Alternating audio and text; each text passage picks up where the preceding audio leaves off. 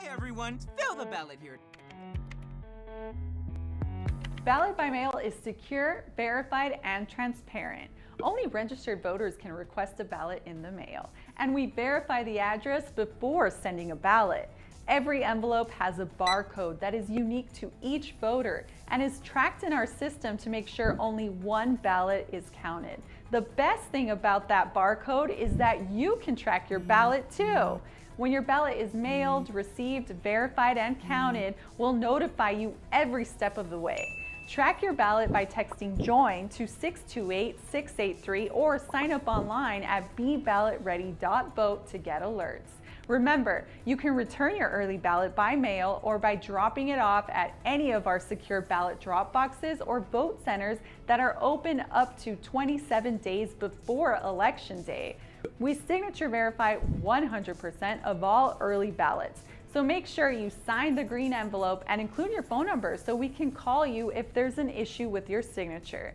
We have multi-level checks to make sure only ballots with valid signatures are counted. After signature verification, your envelope is opened by two people of different political parties. This happens under live cameras that you can watch right on our website, maricopa.vote. Learn more at beballotready.vote. See you there. Hey everyone, fill the ballot here. This felt tip pen is provided to voters because our ballot counting equipment needs the ink to dry fast. Our tabulators have an optical scanner, which is a fancy term that means it takes a picture of the ballot to determine your votes. When voting in person on Election Day, please do not use ballpoint pens or other ink that is slow to dry and can easily smudge. When the wet ink from the ballot smears inside the machine, it will not allow the tabulator to count any further ballots until it is repaired. See how the blue ink is spread on the equipment? This can cause long lines and delays at the polls. The wet ink can also smudge on a voter's ballot, potentially causing ink to smear into other ovals you didn't intend to mark. That's why it's best to use the felt tip pen. Learn more at beballotready.vote. See you there. Hey everyone, fill the ballot here. Did you know that you can use a black or blue pen or Sharpie to fill out your ballot in Maricopa County? The new tabulation equipment only reads the ovals, so bleed-throughs are not a problem. The new ballot style also has off-centered columns that don't allow for bleed-throughs to fill out ovals on the other side of the ballot. If you're filling out your ballot at home, you can use blue or black ink with ballpoint pen or Sharpie. Just don't use red ink. The tabulation equipment cannot read it. Learn more at beballotready.vote. See you there. Hey everyone, fill the ballot here. In Arizona, voters use paper ballots to cast their votes.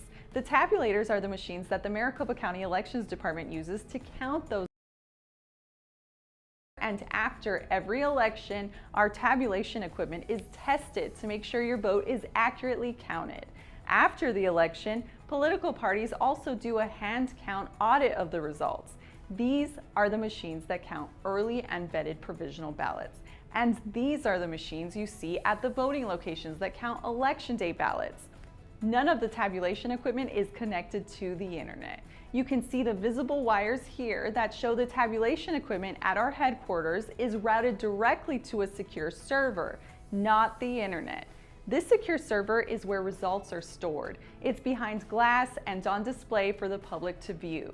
Anyone can log on to maricopa.vote to watch as our team counts ballots. The cameras stream live 24/7. Access to this room is restricted, and only those with a direct job or oversight of tabulation can access the room. While ballots are being counted, political party representatives and observers are watching. If you're voting in person on Election Day, you'll see when your ballot is counted. These machines only accept Election Day ballots and cannot read early ballots or provisional ballots. There are security measures in place, including tamper-proof seals, encrypted memory cards, and locks that keep your vote safe and secure. Learn more at beballotready.vote. See you there. Hey everyone, fill the ballot here. A vote center is a voting location where you can cast your ballot no matter where you live. You may be used to precinct voting where you have an assigned location to vote. Not the case with vote centers. Voters can go to any of the locations to vote. Vote centers are not assigned locations. On your way home from work, find a location on the way. Staying with family on the other side of the county, find a location near you. You can vote anywhere at any of the vote centers across the county. Visit locations.maricopa.vote or call 602-506-1511 to find a convenient location. It's easy. Learn more at BeBallotReady.vote. See you there. Hey everyone, fill the ballot here. Whether you're planning to vote in person, early, or on election day, make sure you bring your ID with you before you head out the door. Have a valid Arizona driver's license, state-issued ID or tribal ID with your current address, then you're all set. Just make sure the address matches your voter registration information. Visit BeBallotReady.vote to check or make updates. If your Arizona photo ID does not include a current address that matches your voter registration information, then you'll need to show 2 forms of ID, like your voter registration card and your driver's license. Forgot your voter registration card at home? Don't worry, you can get your digital voter ID card at BeBallotReady.vote. Just download it to your phone. If you just moved to Arizona and don't have a state-issued ID, there are other items you can bring to vote in person. Visit getid.maricopa.vote for a complete list. When you get to a voting location, a poll worker will ask you to scan your voter ID at the check-in station and hold up your ID for verification. Once the poll worker sees that the information matches what's on file, you're ready to vote. A ballot will be printed for you and you can continue with your voter experience. Learn more at BeBallotReady.vote. See you there. Hey everyone, fill the ballot here. You can track your ballot online via text or email. It's easy to sign up. A barcode helps us track your ballot, and you can track it too. Get alerts when we prepare your ballot, mail your ballot, receive your returned ballot, verify your signature, and count it. From start to finish, track your ballot at BeBallotReady.vote or text JOIN to 628-683. Learn more at BeBallotReady.vote. See you there. Hey everyone, fill the ballot here. Maricopa County's new ballot style has offset columns. See how the bleed-throughs don't affect the ovals? The tabulation machines only read ovals. So, bleed-throughs from ink have no effect on how the ballot is counted. When you vote in person on Election Day, you can place your ballot directly into the tabulation machine on site and see when your ballot has been successfully counted. If you fill out your ballot with X's or check marks instead of filling in the ovals, the tabulation machine on site will let you know there are other marks on the ballot other than the filled in ovals. Or if you overvote, you see the vote for not more than one? The tabulation machine on site will let you know that too. Ultimately, it's up to the voter to decide if they want to correct those issues or void their ballot and mark a new one. Learn more at BeBallotReady.vote. See you there. Hey everyone, fill the ballot here. Voting by mail really means you're getting your ballot in the mail, but the way you return it is up to you. You have 2 options: mail it back or drop it off at any of our voting locations or secure drop boxes. But first, to request a ballot by mail, you need to make sure you're registered to vote. Visit BeBallotReady.vote to check. And if you've moved, make sure to update your address. If you usually vote in person, but want an early ballot just for the upcoming election, you can request a one-time ballot in the mail. Or you can sign up for the permanent early voting list, sometimes called the PEVL or PVL. If you sign up for the permanent early voting list, we'll mail you a ballot for every election you're eligible to vote in. Make your request by visiting request.maricopa.vote. Or give us a call at 602-506-1511. It's easy. And remember, we can't forward ballots. So make sure to let us know if you'll be out of town during an election and we can mail your ballot right to you. Once you mark your ballot, remember to seal it in that green envelope with the return address. Make sure to sign on the signature line and include your phone number. We verify every signature to make sure your vote is really you. If you're returning your ballot in the mail, postage is already included, but make sure you mail it back at least a week before Election Day. We have to have it by 7 p.m. Election Day. Postmarks do not count. If you need more time with your ballot, you can always drop it off in person at any of our voting locations or secure drop boxes, and no need to wait until the day of the election. Many of these locations open 27 days before Election Day, and you don't need to wonder if we received your ballot. You can track it. Whether you mail it in or drop it off, find out where your ballot is by going to beballotready.vote or text JOIN to 628-683. Safe, secure, and easy. Learn more at beballotready.vote. See you there. Hey everyone, fill the ballot here. Ballot by mail is secure, verified, and transparent. Only registered voters can request a ballot in the mail, and we verify the address before sending a ballot. Every envelope has a barcode that is unique to each voter and is tracked in our system to make sure only one ballot is counted. The best thing about that barcode is that you can track your ballot too. When your ballot is mailed, received, verified, and counted, we'll notify you every step of the way. Track your ballot by texting JOIN to 628-683 or sign up online at beballotready.vote to get alerts. Remember, you can return your early ballot by mail or by dropping it off at any of our secure ballot drop boxes or vote centers that are open up to 27 days before Election Day. We signature verify 100% of all early ballots. So make sure you sign the green envelope and include your phone number so we can call you if there's an issue with your signature. We have multi-level checks to make sure only ballots with valid signatures are counted. After signature verification, your envelope is opened by 2 people of different political parties.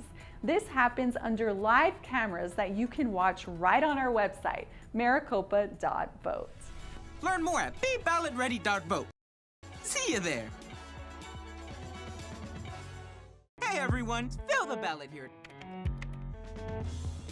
This felt tip pen is provided to voters because our ballot counting equipment needs the ink to dry fast. Our tabulators have an optical scanner, which is a fancy term that means it takes a picture of the ballot to determine your votes. When voting in person on Election Day, please do not use ballpoint pen or other ink that is slow to dry and can easily smudge. When the wet ink from the ballot smears inside the machine, it will not allow the tabulator to count any further ballots until it is repaired. See how the blue ink is spread on the equipment?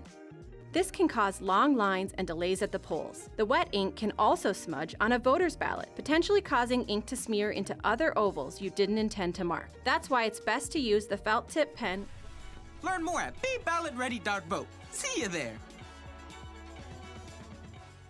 Hey everyone, fill the ballot here. Did you know that you can use a black or blue pen or Sharpie to fill out your ballot in Maricopa County? The new tabulation equipment only reads the ovals, so bleed-throughs are not a problem. The new ballot style also has off-centered columns that don't allow for bleed-throughs to fill out ovals on the other side of the ballot. If you're filling out your ballot at home, you can use blue or black ink with ballpoint pen or Sharpie. Just don't use red ink. The tabulation equipment cannot read it. Learn more at beballotready.vote. See you there.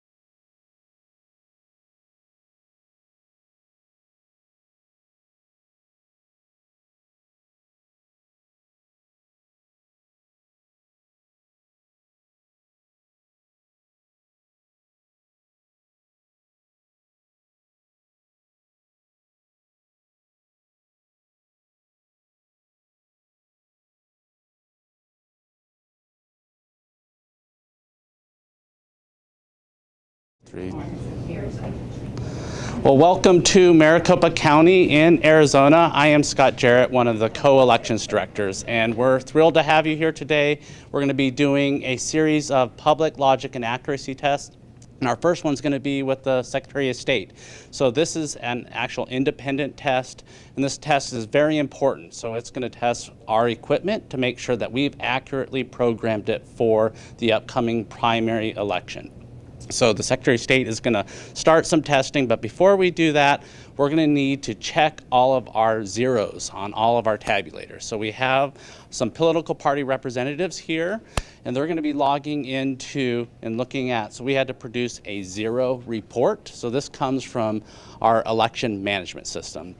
And one thing that you might hear as I go through the day is I use acronyms sometimes, so EMS, so that's the election management system.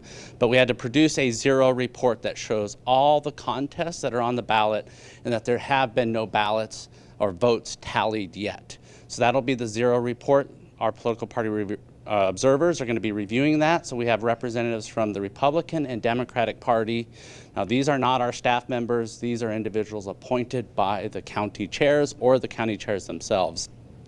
After they review that zero report, we'll go to each one of our tabulators and verify that we've not run any ballots on those. That's called a zero check. And that's one of the steps that we do every single day that we start tabulating ballots. After we do that zero check, then our partners with the Secretary of State, they will come here and they will begin their work on voting on our accessible voting devices. They'll produce some ballots that we'll need to tabulate on our vote center tabulators as well as our central count tabulators. And I'll be walking you through all the different pieces of equipment as we go through the tests this morning. We anticipate this test with the Secretary of State to take about a couple hours. After that test, we'll do a separate public logic and accuracy test. That's going to be one with the political parties themselves, where they've selected the ballots, they've selected the contest that they want to vote. They're going to vote a few of those. We're going to run those through our tabulation equipment. And then after that, we'll have to do the county public logic and accuracy test, and that'll happen this afternoon. So we're going to be watching as the Secretary of State sort of gets ready so that they can begin voting they have over 100 different ballots that they'll have to vote on our accessible voting devices, and that will take some time. And I'll walk you through again what they're doing once they start that test. We're going to start looking at the EMS zero. All right, so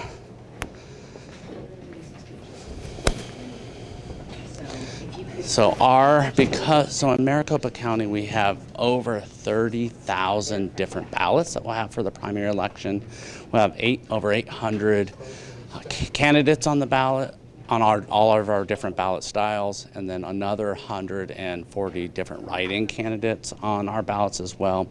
And this test will be designed to test every single one of those candidates. Well, our test will be this afternoon. The Secretary of State is just testing the contests that they're the filing officer for. So that's going to be any federal contest that's on the ballot, any statewide contests on the ballot, or any legislative contests that are on the ballot. So that will be the purpose of their test. So it's a 140-page report that they have to go through and look through to make sure that there's been no results loaded into the election management system. So this will take a little bit of time. When we were doing our pre-test, when we were for the county results, it took us just over an hour just to review the paperwork after we had tabulated all the ballots. So while we're waiting for them to finish reviewing the zeros, so today we'll be testing 12 different pieces of central count equipment. We have 8 high-speed tabulators in this room, and then 4 Canon tabulators. And all of those will then make our 12 central count tabulators that we plan to use for this primary election. We'll also be testing our adjudication systems as well. So the voter votes for a write-in candidate. Our tabulation equipment can't read handwriting, so then those have to go to a bipartisan board, a Republican and Democrat, to review and determine how that voter voted. We'll walk through some of the other scenarios that why a ballot might have to go to our electronic adjudication system.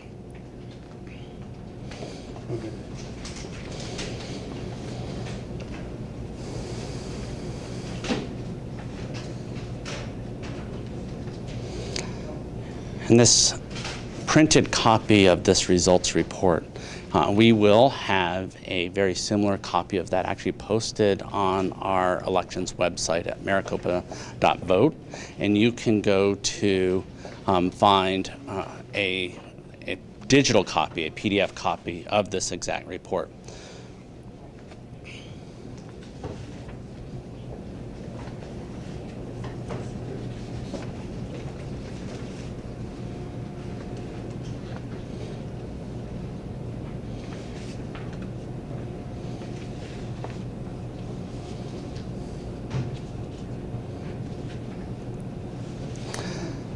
And after the Secretary of State gets settled and starting their tests, we'll actually maybe take an opportunity to talk with the elections, state elections director, Lisa Mara, about her experiences as she's gone and done some of the logic and accuracy testing throughout the entire state. We were actually their last stop, so we're the final counties. There's 15 counties in the state of Arizona, and we're the last one that they're doing their testing on. So every other county has so far successfully passed their logic and accuracy test. So congratulations to them. I believe it started last Monday, so just over a week ago, and the first test was in Coconino County.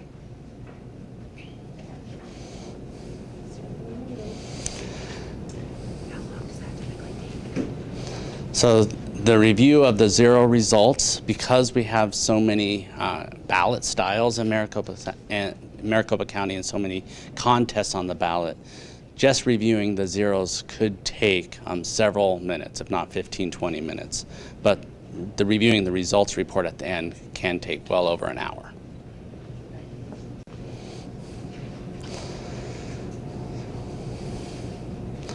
And as we tell our team members, no pressure about speed. It's important to be accurate. So we'll be patient as they thoroughly review each of the zeros.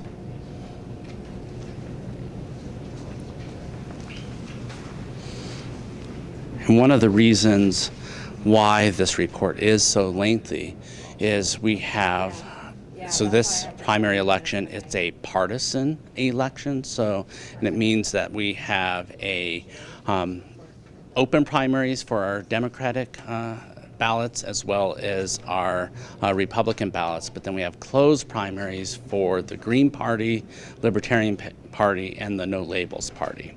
So all of those different ballots for each of the different parties in Maricopa County. Another thing, or a bit of confusion about our primary, and especially after we've just come off our presidential preference election that was in March, is that independent voters are able to select a ballot in this election. So they can select from the Democratic ballot or the Republican ballot. They just have to let us know which ballot that they would like, and they can go to request.maricopa.vote. That's our website, and make that selection. And then if you are voting in person, you can let us know at the voting location which ballot you're selecting if you're an independent voter. You can do that all the way up until Election Day at our in-person voting locations. But if you're wanting to make that request through the mail, you have to do that 11 days before Election Day, and I believe that's July 19th, to make that request for a ballot.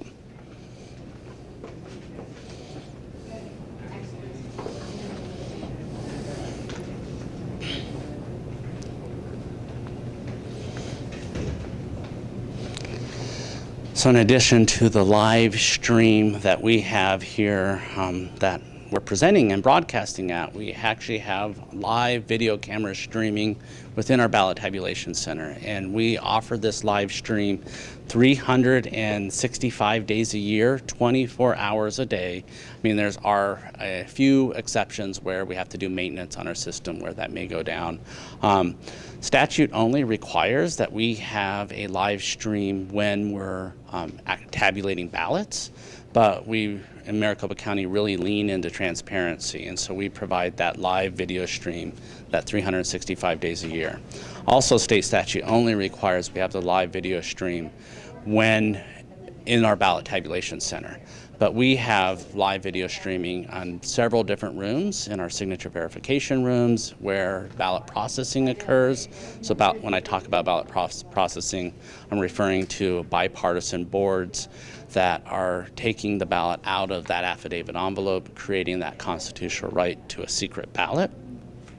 We also have, this is over my shoulder here through these doors. This is our ballot tabulation vault. So this is where ballots are stored in the vault before they're tabulated. So after they've gone through the ballot processing, while they're awaiting tabulation or once they've been tabulated, they're stored in this vault. This vault has more security features than even our ballot tabulation center. You have to have a job responsibility to enter this ballot tabulation vault, but it also has a dry suppression system. And that's very important because, go ahead. We have another observer joining us now. But the dry suppression system is what would extinguish a fire not using water. So we are concerned about environmental controls here in Maricopa County as well. So, and that's important because if there were to be a fire in the building and it was extinguished with water, that could actually damage the ballots. So that dry suppression system is very important. Now, we don't have that in our tabulation center itself is because currently all dry suppression systems, the gas that they use to extinguish the fires is toxic.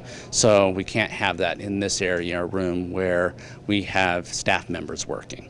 So people will go into the ballot vault, alarm will sound if it's about to extinguish that gas, and then we'd need to vacate that vault.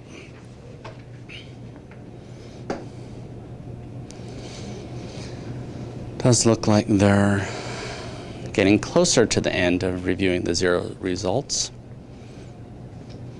A few other things in Maricopa County, and just not Maricopa County, it's every elections department in the state of Arizona, where take security very, very important. And so one of the things here in Maricopa County is we have layers and layers and layers of checks and balances throughout the entire process. And that starts with our physical security and logical security. And I like to think of them as preventative types of controls or checks and balances, and then detective types of controls or checks and balances. So the preventative ones, if you were arriving here, and as many members of the media are, or some of the individuals that are observing from the lobby, they had to come through an outside physical security gate. Right, so that's that first outside layer of controls. But every one that gains access to this building, they have to either be let in through our front lobby, or they have to have a badge that has access that grants them. Now that badge access is very important because it works as both a preventative and a detective control. So the preventative meaning only individuals that have a job responsibility into this room are granted that access. But then when you swipe your badge on our badge readers, it logs every time we enter that room. So there's a detective control of, okay, I'm Scott Jarrett, he's in the ballot tabulation center, and you can see when I entered the ballot tabulation center, the time and All four of us. Well, I'm sorry. No, that's all right. I mean, it comes down to, I think we both need to look at the. I'm okay with you looking at that. Okay. And this will be good. Craig and I are talking about this one. So you get this is the one. That's what I meant to. Yes. Oh my gosh, I know. I did this. You did? I should back up. That's not a beauty already here. So as the observers were reviewing that zero report, we did have our team members go through and unlock our central count equipment. And one of those other layers of checks and balances, and this is a preventative control that I'll describe, is every one of our pieces of tabulation equipment that's in the central count facility has something called a multi-factor authentication. And that's really just a fancy way of saying there's 3 different levels of security for someone to gain access to the equipment. So you would first need a physical security key, so it's a black security token that you need to physically affix to the device to be able to log in, and then 2 different sets of passwords to be able to log into this equipment. One to log into the device itself, and then a separate password that logs into the specific election.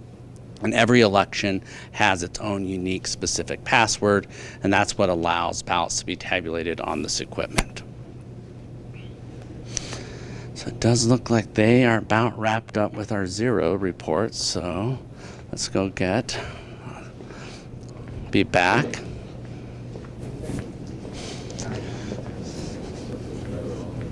So they finished their 0 results. Oh, exciting. Let's take them around. Yeah.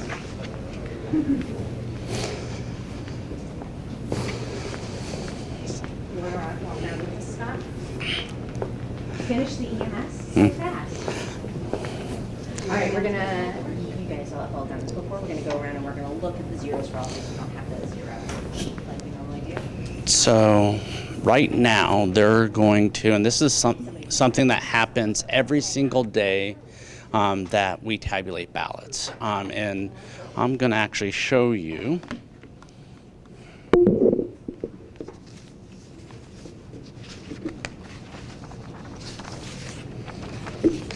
So this is an example of a log that we would create when, can you see? Okay, so this is an example of a log that we create every single shift that we're tabulating ballots. So what they're going to go through do is, and I mentioned this earlier, so they've reviewed the zeros on our election management system. Now they need to review that there's 0 ballots tabulated on each of the pieces of equipment. So they're looking on the screen and they're going to see this batch number 1, the batch size is 0, and that no ballots are accepted. So that's what they're going to be looking at. And this, as I mentioned, this is a similar process that would happen before and after every single shift as we're tabulating ballots. So the political party observers come in before that shift and they verify. It's the very first day of tabulation. That's going to be a couple weeks out before Election Day. We'll start tabulating all the early ballots that are run on this equipment. They'll verify that we've not tabulated any ballots as we tabulate those ballots throughout the shift. So that would be represented by this log here. It would have something very similar when we get to that very first day of tabulation. And then at the end of that shift, so this would be a morning shift, and then right before they break for lunch, they'll go through and they'll go to each tabulator and look at how many ballots that we tabulated that shift. And this is logged by the political party observers, not our staff members, and then they're initialing off. When we get back from lunch, then we'd complete the afternoon log, right? So the observers would come through, look at every single one of our central count tabulators, verify that the number matched the exact same number that was at the end of the shift now matches the start of the shift in the afternoon. And when we get to the general election, we will have most likely some evening shifts that we're doing tabulation as well. And so they will have to do those same logs in the evening shift. That happens every single day of tabulation.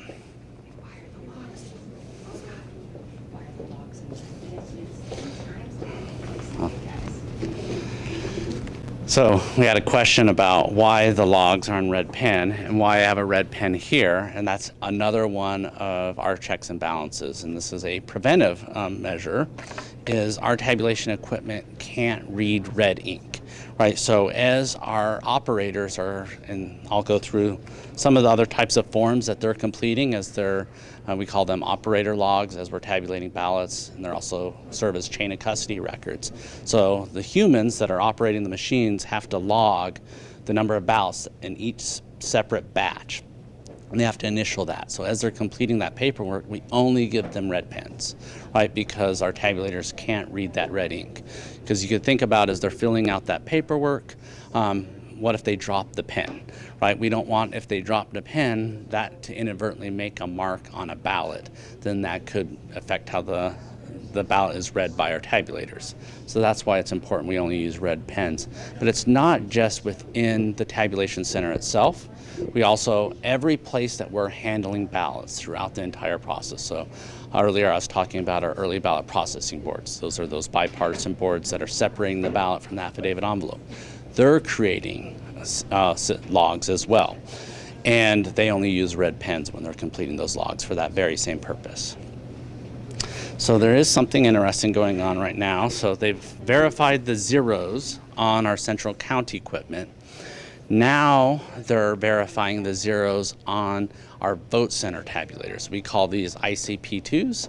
Again, just a technical term, but these are the tabulators that will be out at the voting locations on election day.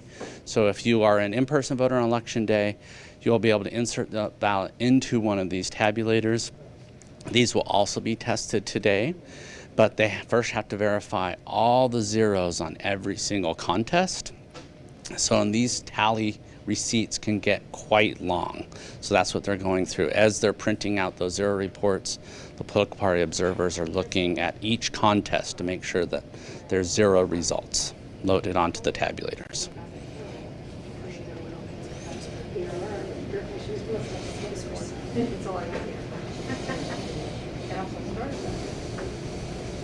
And this zero report that they're printing is similar to what our poll workers do on election morning.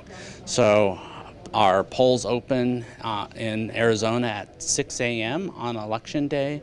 So we have our poll workers arrive at the voting location about 5:30 at each of those vote centers. So for the primary election, we'll have 224 voting locations open on election day. So all those poll workers arrive around 5:30. They'll go through, and this is one of the steps that they'll take. They'll have their own credentials, they'll have their physical security key, they'll log in, and they'll produce a zero report, and they verify that there's no results that are loaded or tallied on the tabulators. And then the boards, those poll workers, sign off on that zero result before that they can open those polls.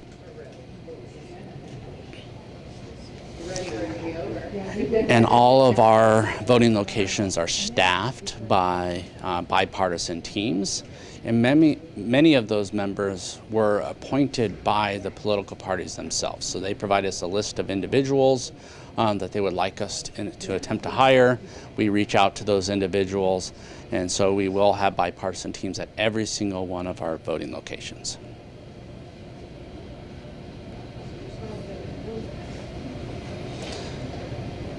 And sometimes I get questions, well, what about independents? Are they able to participate? And they are. So as a independent voter or someone registered as party not declared, or even those registered as libertarian, Green Party, no labels, all of those voters can participate as workers in the process as well. And how you can get involved is getinvolved.maricopa.vote.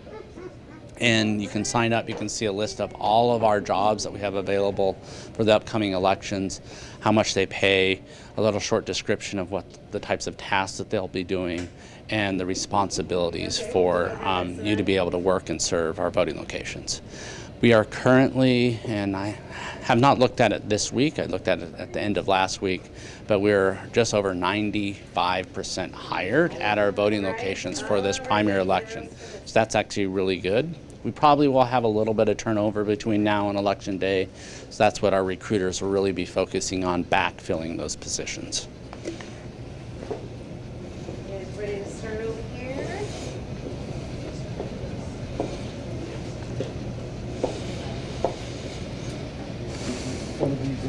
Another question sometimes I get is, well, we'll have 224 vote centers, and at every vote center we'll have 2 precinct-based tabulators.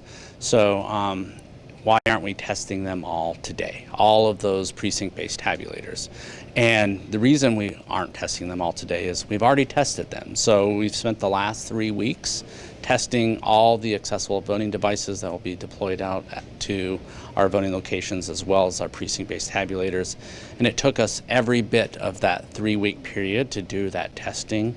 We did invite the political party observers to watch that testing, and then the public could view from our live video stream cameras. But we would not, if we were to try to test every single one of those devices today in our public test, we would not complete that because it did take us over a 3-week period to complete the testing.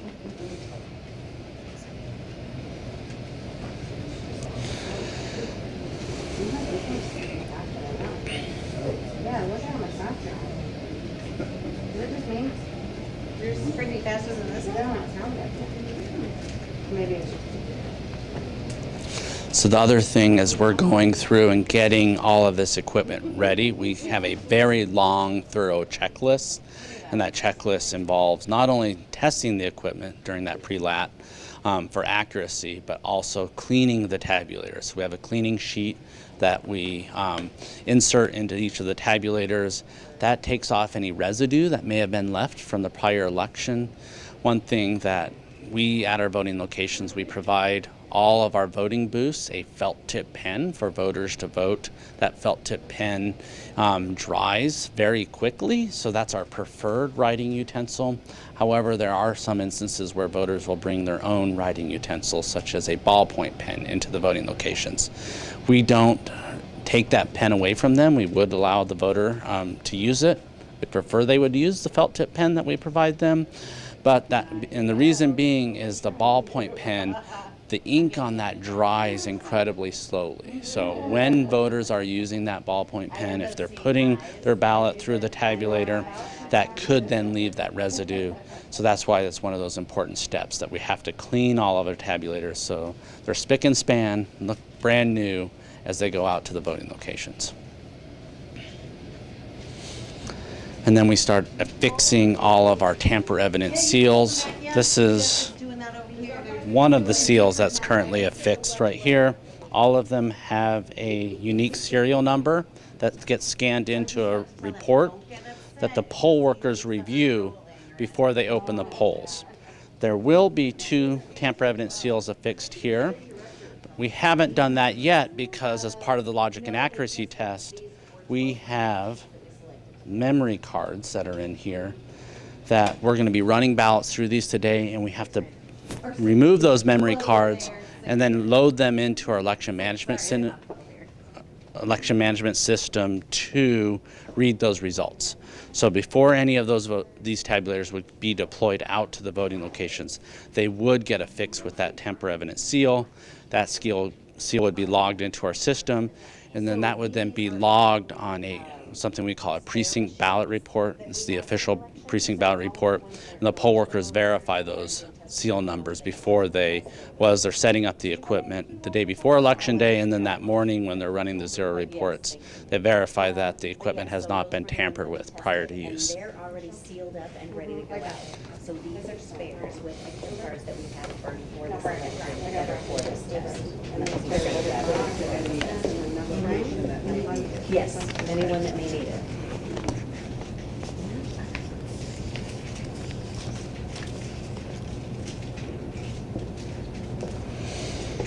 So we readied 524 precinct-based tabulators for this election. 76 of those were spares, and every single one of those went through that pre-logic and accuracy testing over the last 3 weeks. The reason we create those spares is sometimes a tabulator could fail on election day for a whole variety of reasons, maybe a battery, right? So we charge them all before they go out to the voting location, so they're fully charged, but maybe a battery could fail between now and then. So we have a lot of temporary drivers that we hire. Sometimes as we're taking the equipment out to the voting location, maybe we could drop a tabulator and we might need to replace it. So that's why we ready those spares for the election as well.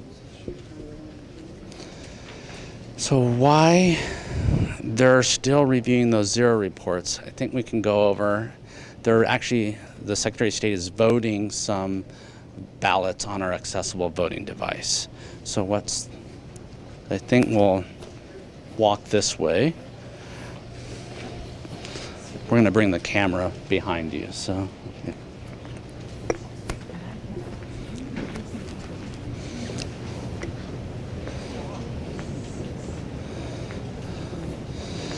So an accessible voting device, and this is actually a requirement of the Help America Vote Act, but also state law, and that we really want to be able to provide all voters the ability to be able to vote their ballot in the way that they want to.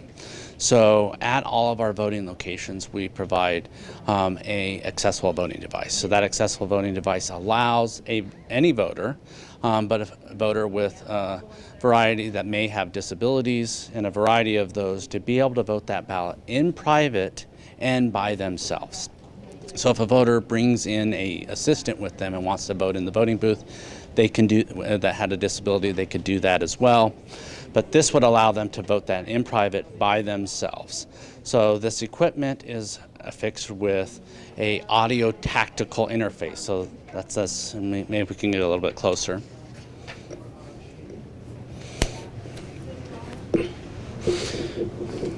It looks sort of like a video game controller, but that audio tactical, or we like to call it an ATI device, allows the voter to progress through the ballot each contest and make selections, and so they're able to use that. It also has an attachment that a voter could bring in, and if they didn't have the use of their arms, they then could use a sip puff device as well to progress through the ballot. It also has these headphones. So we've had to record every single contest, all the ballot instructions on our accessible voting device as well, and then they can listen to the ballot and progress through it, listening to it on the headphones. And that's one of the things that the Secretary of State is testing now. So they're going through all of our ballots and then all those federal, state, and legislative contests and make sure that we've recorded our audio correctly. So they'll go and they'll listen to every single candidate and make sure that we have the phonetic pronunciation of that name exactly correct. And the Secretary of State actually provides every county the phonetic spelling of all the candidate names, so then we're consistent county to county to county. Even though we may be using different tabulation equipment, it should sound the same no matter what county you're voting in. Other things with our accessible voting device, you can change the contrast, you can change the size of the ballot as well, so you can make it a large print ballot, you can make it a standard size, you can put it on the standard looking grayish ballot, you can look at a color ballot, you can make it black on white, white on black, whatever the voter prefers as they use the device, that makes it as easy as possible for them to use. So we first got these accessible voting devices and used them in the 2020 election cycle. So prior to that, we used to have something called an EDGE voting device. And one of the biggest complaints that we had was from our poll workers, but also voters that may have disabilities that wanted to use it, is it was very complex to set up. So that sometimes resulted in some of our voting locations prior to 2020 not having that accessible voting device set up. And I can attest that this is a super easy device to set up. So the very first time, I was able to successfully set this device up without reading any instructions. So when I first joined the department, shortly after 2019, and when we acquired these at the end of 2019. So we don't require our poll workers to do it without instructions, though. So we have a very thorough set of instructions that our poll workers use, and very simplified, so that we can guarantee that these are set up correctly at our voting locations. So we're currently testing 12 of our accessible voting devices currently for this test today. We have 250 in Maricopa County, and similar to our vote center tabulators. We tested all of them during our pre-logic and accuracy testing when we had the political party observers here.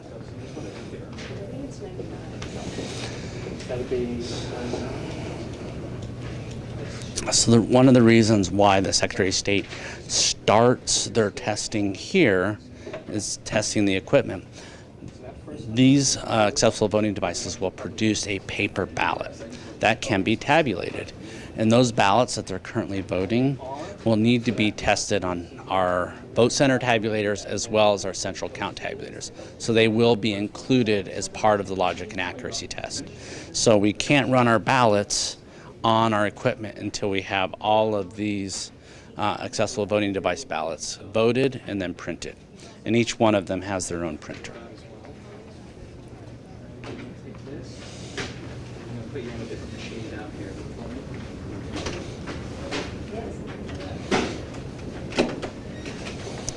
So we are making good progress. We're about 9:35, so 35 minutes into the test.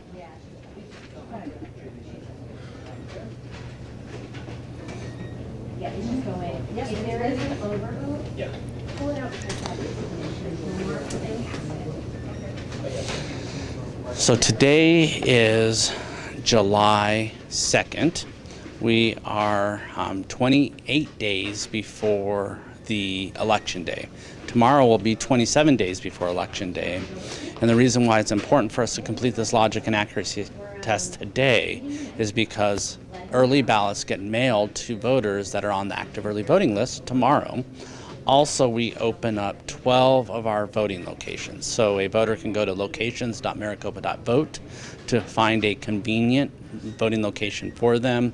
So tomorrow, as I mentioned, we'll have 12 open, and they're open throughout the county. We have some open in Gilbert, we have some open in Buckeye, we have some open in the West Valley, Surprise, we have some open up in the Northeast Valley, Florence, Ely, and Scottsdale. We have some centrally located in downtown Phoenix. So, but always can go to locations.maricopa.vote to find that convenient voting location. Our next phase of opening will be on July 19th. So that is, we call those our 12-day sites. So it's 11 days before Election Day. So if you count those 11 days plus Election Day, you get 12 days that they're available and serving voters.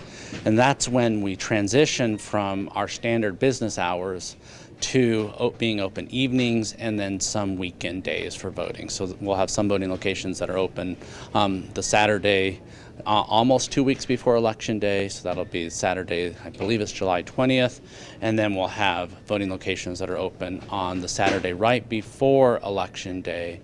And that will be emergency voting weekend. And so sometimes usually about emergency voting weekend has asked wants to emergency, and states it actually does not. So if the voter is experiencing an emergency or an issue to prevent them voting on Election Day, then we do open those voting locations and allow a voter to participate. But they have to sign in that station they are experiencing.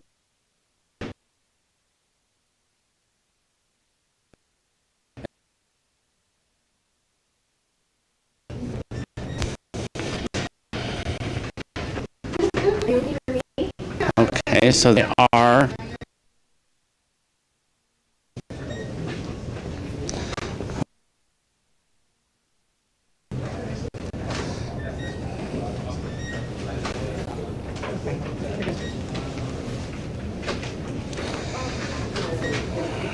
are voting on our precinct-based tabulators. Some of the ballots, again, these are the Secretary of State's ballots that they've brought in to vote. Now for this election, we'll be using a 14-inch ballot. So our ballot tabulation team, our designers were able to, so one of the things that, so our equipment is incredibly smart, right? So it can identify if there was an issue on the ballot. So here, and sometimes voters do, they go in, they check into a voting location, they print a ballot, and they don't fill out any of the contests. So here is a situation where there's a completely blank ballot. So none of the ovals were filled in. So the tabulator's alerting the voter, hey, you have a completely blank ballot here. So if this is out at the voting location, we'd instruct our poll workers to alert the voter, hey, you have a completely blank ballot. And then the voter could then return the ballot using this red button, right? And then the voter could then look at the ballot and confirm, oh, yeah, it is blank. I didn't want to vote any of the contests. Or another indicator could have been maybe instead of filling in the ovals, the voter circled the ovals and then never entered the timing mark. So if that was the case, then the poll worker would say, okay, it's reading as a completely blank ballot. Maybe you'd want to go back to the voting booth and actually fill in the ovals, and then those ovals would be counted.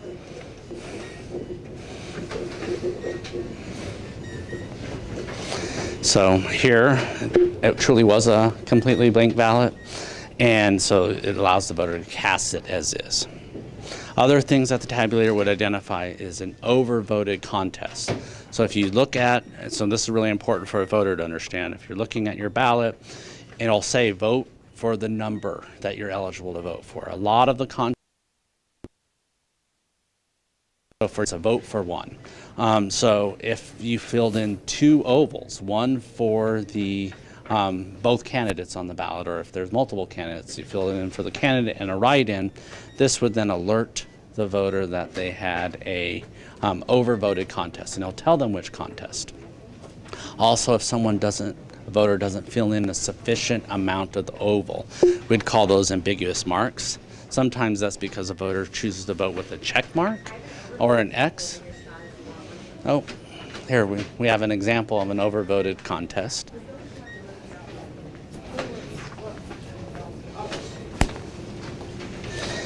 So maybe we can show the ballot here. So this is a vote for, is this the, right here? Yeah.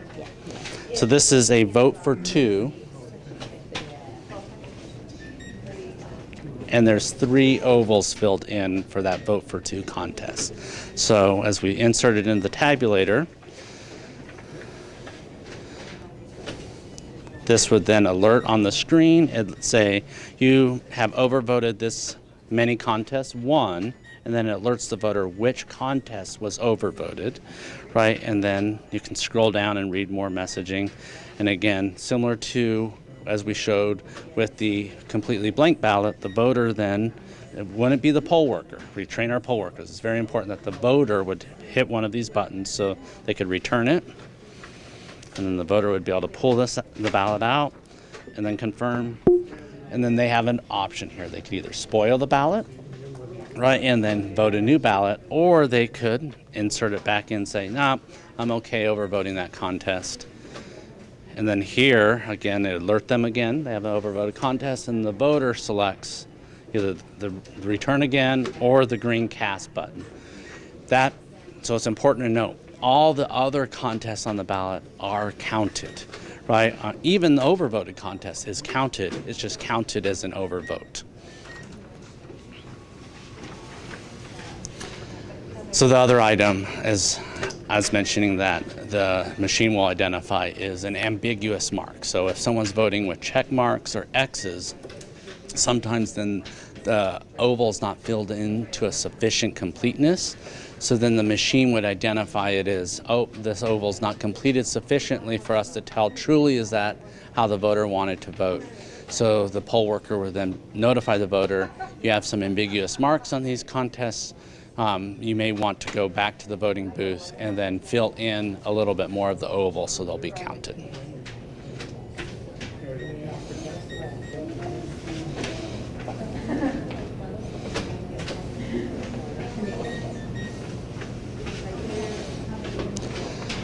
Well, maybe now's a good time. Lisa, do you have a few minutes? I do. So we have Lisa Mara, the State Elections Director here. Hi. Good to see you, Scott. Good to see you, Lisa. Always good to come to Maricopa County. So, and I've got my mic on. So You do. So I mentioned, I thought the first county that had logic and accuracy tests was Coconino County. Was that Correct. correct? Coconino. So why did you choose to start with Coconino first? You know, we try to be random, Scott. The bigger counties usually like to go last because you've got so much more equipment to test and program. So you don't want to be first all the time. You don't want to be last all the time. Well, maybe you want to be first all the time, because then once you get the testing done, you can to do. So we just randomize it.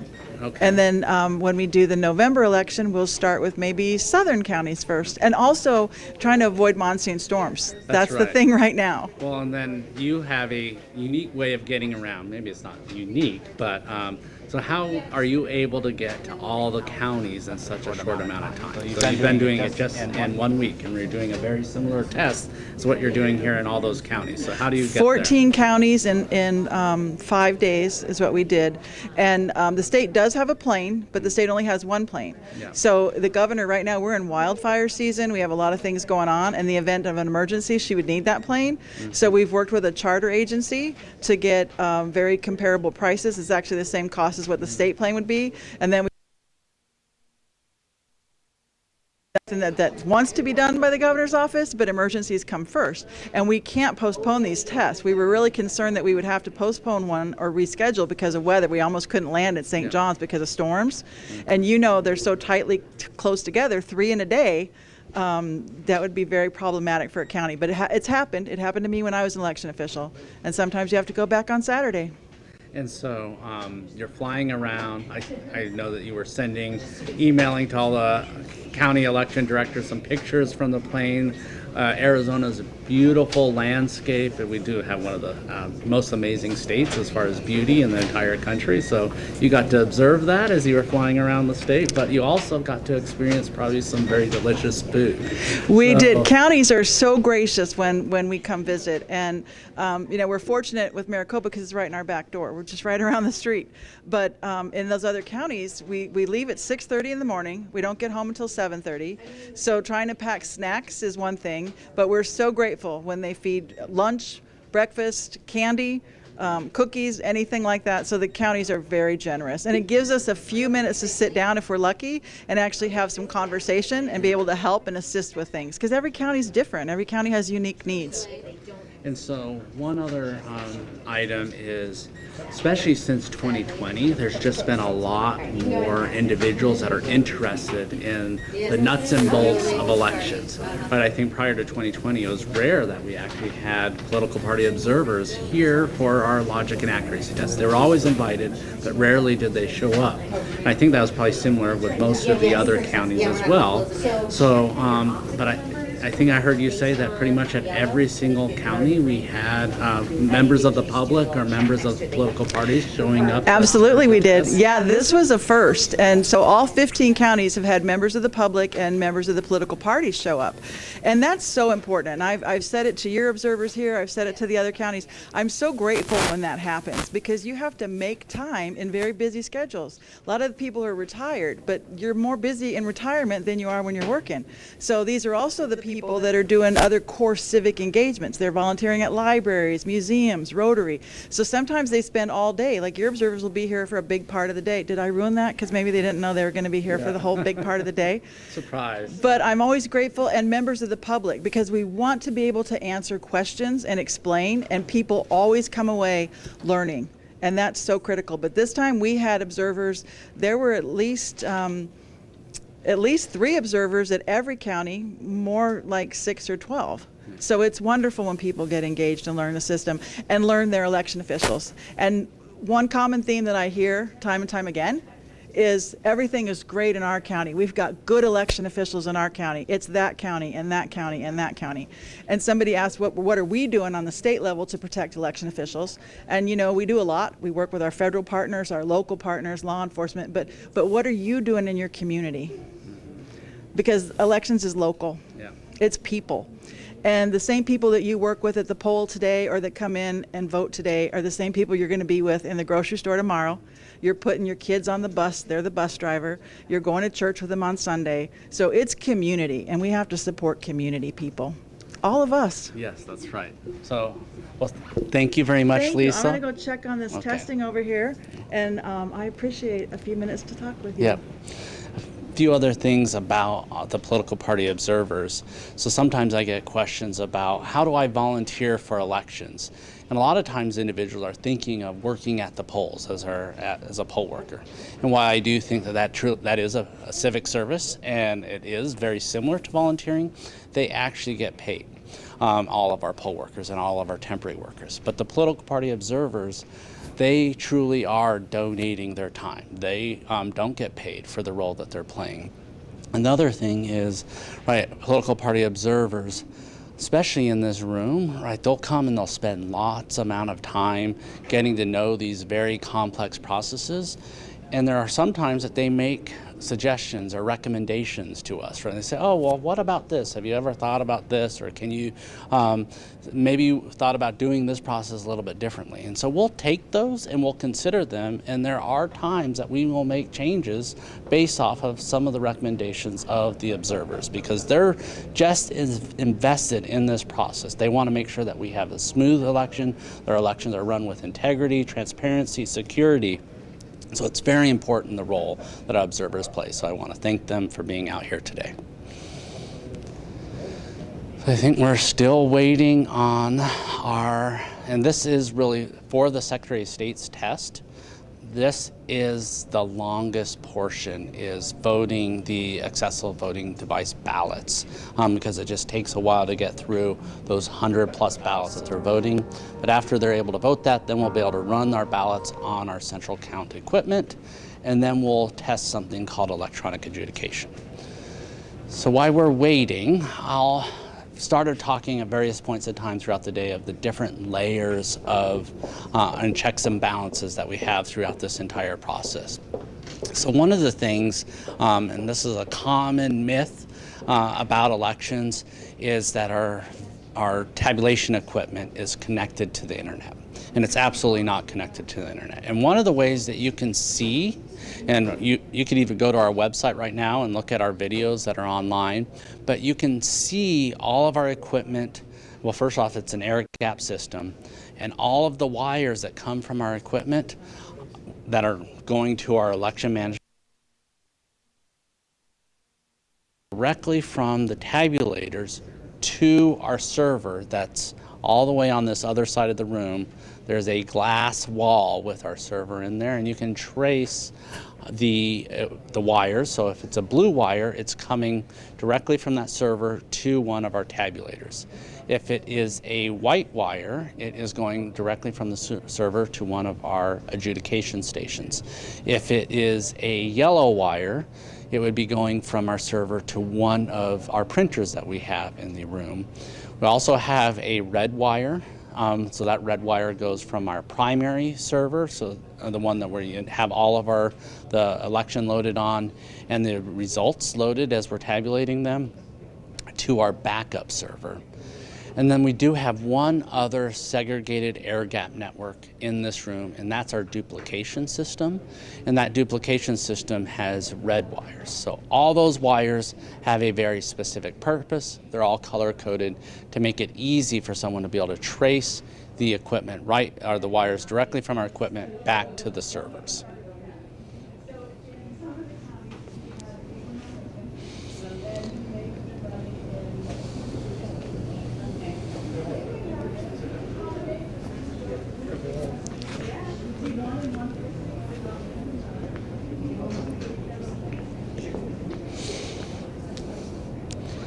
So another security measure that we have, and maybe we can walk over here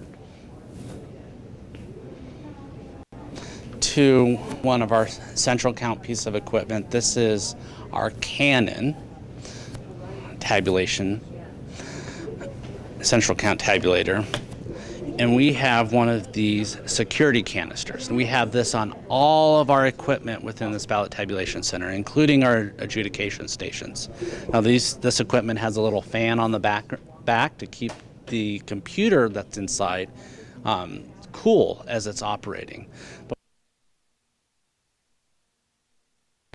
to protect against insider threat. So Department of Homeland Security says one of the biggest risks that elections departments are facing across the country is the potential of insider threat. So who's the insider? Well, it could be me. It could be our political party observers in the room. It could be our temporary workers that we're hiring. So we take all of this incredibly seriously. So you cannot access our tabulation equipment without first getting past the security canister. And the keys to the security canister are stored in that glass server room that we were looking at earlier. So that glass server room, only 4 people in the entire department have access to that. I am one of them. Our tabulation manager is one of them as well. And every time we enter that room, we have to fill out a paper log indicating the reason why we're accessing that room. One note is I don't have access to the actual server within that room because I want to just make sure, are we still, oh, you can still hear me. Okay. So I don't have access to the actual server. I have no knowledge of how to even use that. We have IT professionals on staff that do, but none of those IT professionals have access to that server room. But let's say that you were able to, and we talk about this, layers and layers and layers of checks and balances. So even if you were able to somehow get past the security canister, what you would find is inside this canister is a computer. And in that computer, there are some ports, like USB ports or HDMI ports. All of those ports are blocked by a port blocker, and that port blocker is unique to Maricopa County. It has its own serial number, and we're the only ones that have keys to each one of those ports. So just one other of the layers of security that we have within our tabulation center. So I think we are getting closer to completing our voting all of our accessible voting devices.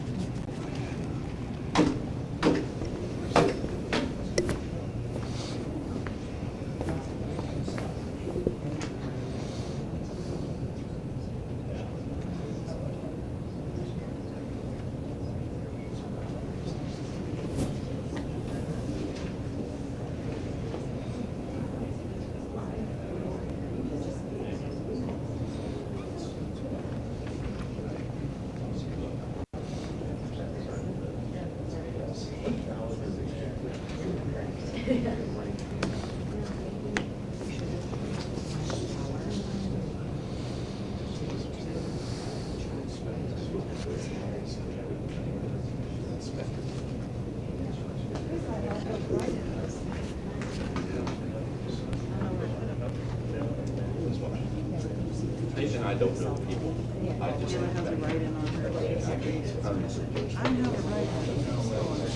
I have it right. It is. It's Pat Coast. So another security feature of our equipment is, in state law, is actually Arizona, I think, has some of the best laws regarding elections in the entire country. And one of the requirements from our state law is that all of our tabulation equipment has to undergo something called federal certifications, or from the U.S. Elections Assistance Commission. So every piece of equipment that is used in the state of Arizona, including our equipment, goes through this federal certification process. And so they provide accreditation or certification through a few voting system testing laboratories. Sometimes we refer to them as VISLs, but these voting system testing laboratories have to go through and make sure that our equipment, they test it for security vulnerabilities, they test it for accuracy, and every one of these pieces of equipment cannot obtain federal certification unless they so as they're tabulating, they do something similar to this logic and accuracy testing, but even more rigorous. And they're going through and they're testing over 10 million ballot positions. And they need to tabulate those 10 million ballot positions completely accurately. Now, in the late 1990s, they used to allow actually for one error in that tabulation out of those 10 million ballot positions. Now they say, no, you've got to go through and get all 10 million of them tabulated accurately. So this equipment all went through that federal certification, but then the state of Arizona also requires that it goes through a state certification level. So the state of Arizona, we have a 3-member commission that certifies the equipment. One of them has to be an engineer, and they're a professor from one of the state universities. It also requires there be an attorney, a member from the state bar that sits on that commission, and then another member that is very familiar with voting processes. So that 3-member board, every single piece of equipment, every time we have a change to our equipment, has to then be recertified through both the federal and the state level.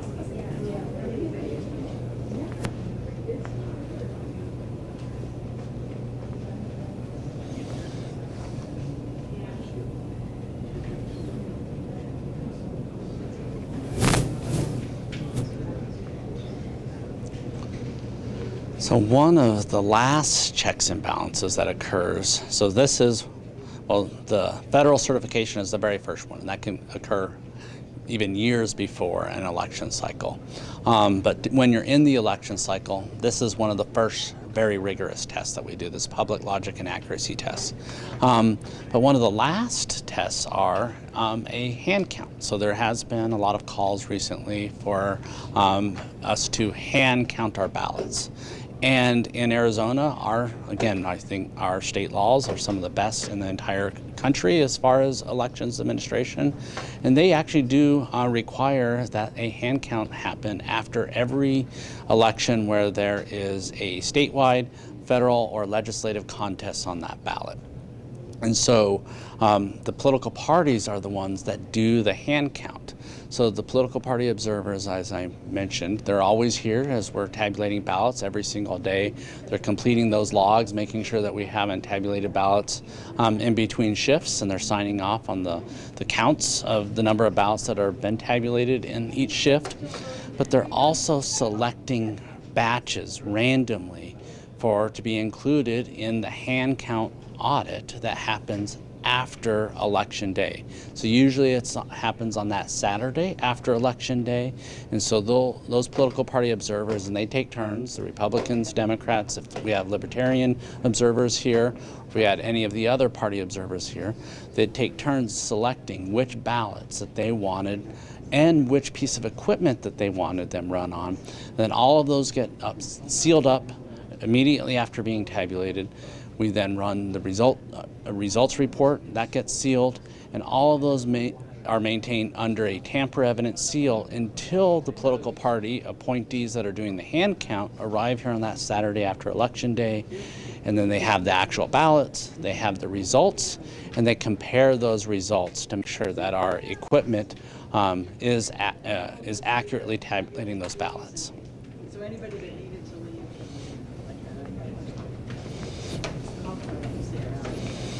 I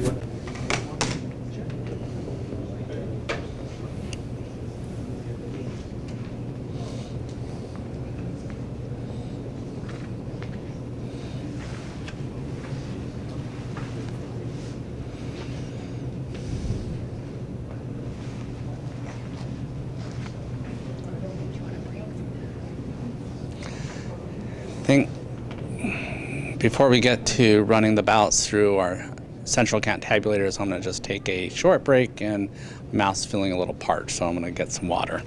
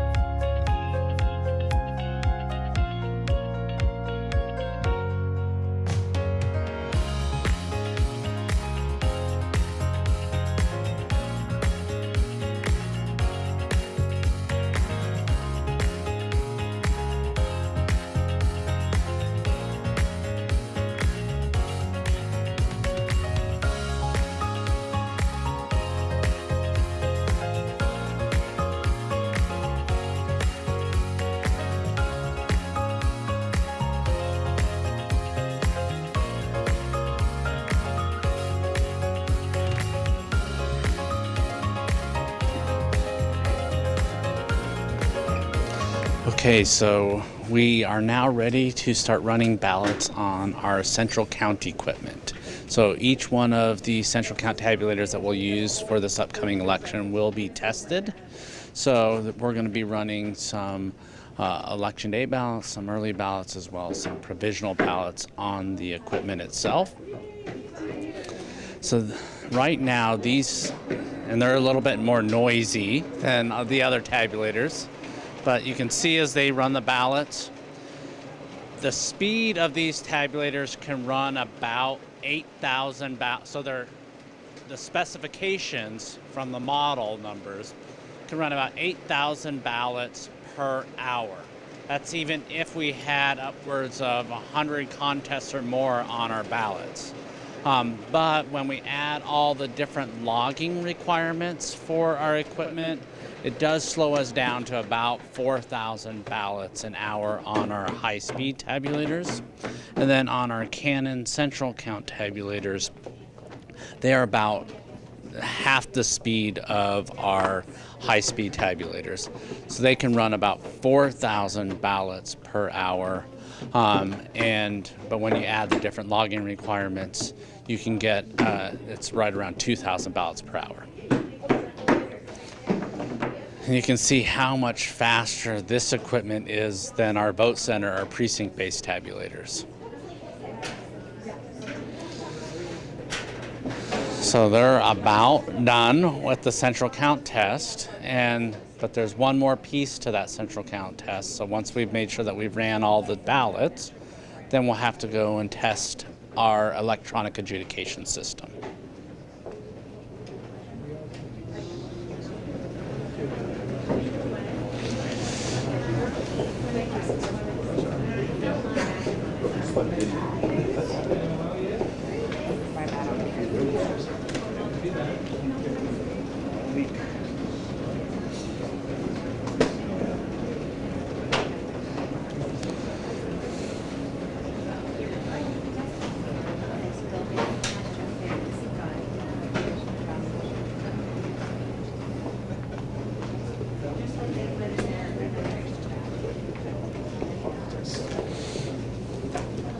Getting ready for the parties.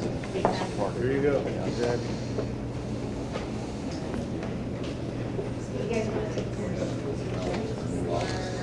All right, I think we are about to start the electronic adjudication test. So I first started discussing electronic adjudication earlier today. So why we have electronic adjudication. Well, federal and state law require us to review a ballot for voters' intent if our tabulation equipment cannot determine voter intent. So there's some common scenarios or reasons why that may occur. So one of those reasons, and this is one of the things I was discussing earlier, was if a voter writes in a candidate's name. So if our tabulation equipment cannot read handwriting. So if they fill in the oval and then they write in a name, then we need a bipartisan board. And state law requires it has to be a Republican and a Democrat. So those would be the two judges that are working at the electronic adjudication station. And then a inspector. So we hire a independent or party not declared or libertarian or no labels or Green Party individual to work as the inspector. We will not hire a Republican or Democrat into the inspector role. And usually we have, we have to have a two-member judge panel, so that has to be the Republican and Democrat. And then for each row, we'll have a inspector working for us as that third member of the board. So I think we're going to go ahead and start electronic adjudication. So I'm going to go ahead and walk over to our electronic adjudication station.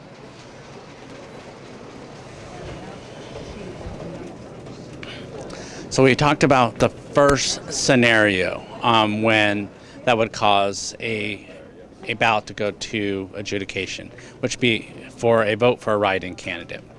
Another scenario would be, and we talked about this actually on our precinct-based tabulators, an overvoted contest. So anytime a voter overvotes a contest and it goes through our tabulation equipment, we have that bipartisan board, the Republican and Democrats, sitting there and reviewing it to see if by chance we could still determine voter intent, because there are some instances where a voter corrects their vote, right? So maybe they've crossed out, so if it's a vote for one and they vote for two of the candidates and they cross out the one candidate, they say not this one, and they put clearly next to it this one. In that instance, a human bipartisan adjudication board can determine intent. So they would be able to, and it's all of this is logged, and I'll show you some of those logs here in a minute. Another instance is those ambiguous marks. So if someone's voting with a check mark or an X, like they may not have filled out a sufficient amount of the oval for our tabulation equipment to determine that that was a vote, but a human then could see, okay, this voter is consistently using check marks to vote their ballot, so then that would go to electronic adjudication, and that team could then review and assign voter intent. Now, every time a electronic adjudication board takes an action, we have them fill out a manual log. So this manual log, I have an example of it.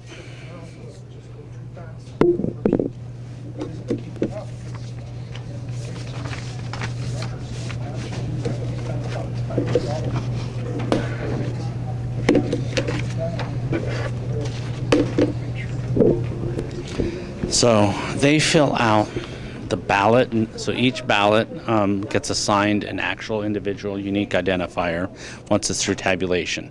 And so there's the ballot number, and then they'll say whether they accepted a mark, whether they had to remove a remark, rejected, and exactly the comments that went along with it. So every action that team member is taking. So if they needed to award a vote to a write-in candidate, right, they'll then accept that mark, and then they'll award that, and in the comment they'll put what candidate they awarded it to.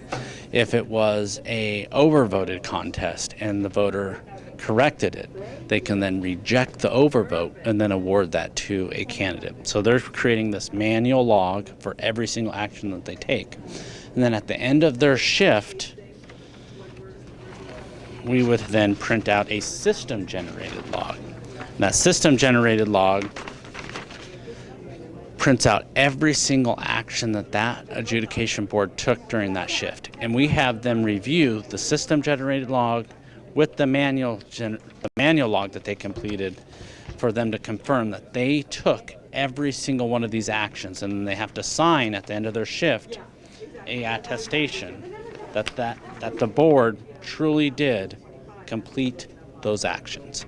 So I think we're still waiting for the last ballots to be run, and then we can send them to electronic adjudication.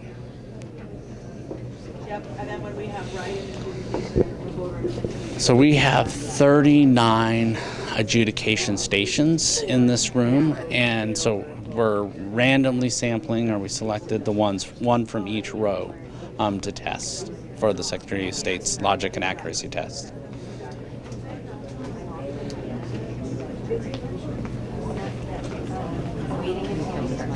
You can be logged in.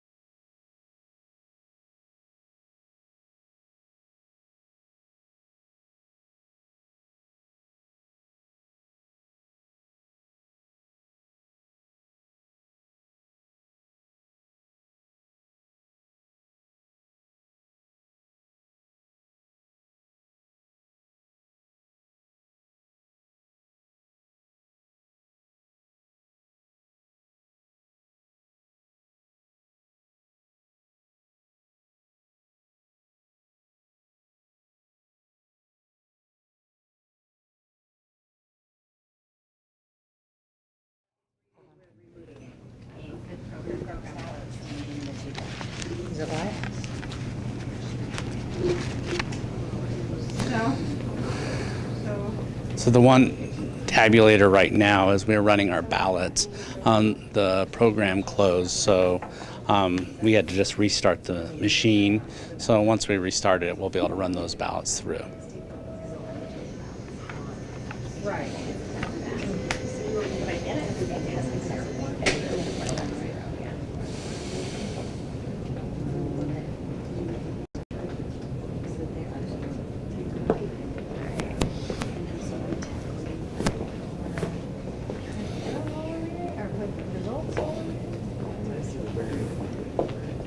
It's gonna take forever to get the results. We don't really want to watch the results though, we just want to.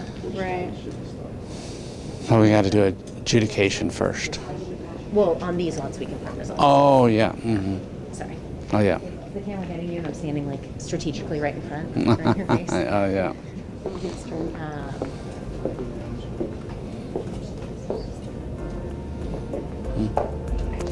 We can start if we want to start printing the results.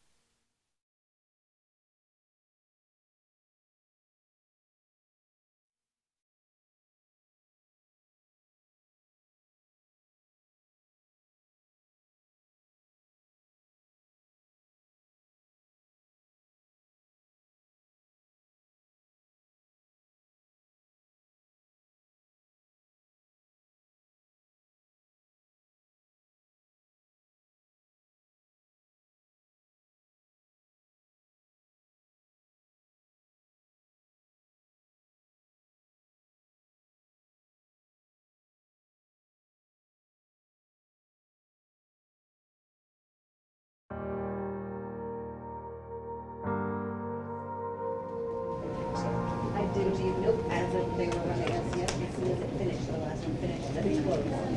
Yeah, reach over and do it inside. I don't think that's our first match, usually I just run this here. Oh, like completely? Yeah. Because then it goes in the folder, so if there's rolled.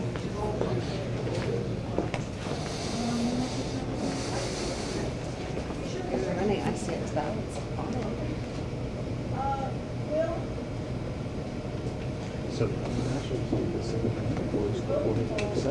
I did not run it. Joe ran it the first day, but I don't think so. He didn't say if he had any issues. It was up, you know, when I got here. So.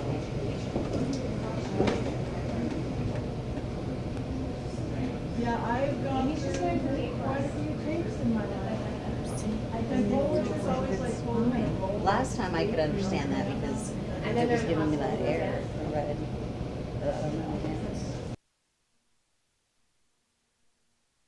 Applications with a soft boot of the scanner, we can do a hard boot of everything. Yeah, because we didn't actually reboot the PC or the scanner completely. So I mean, we can do a hard shutdown of everything. Okay.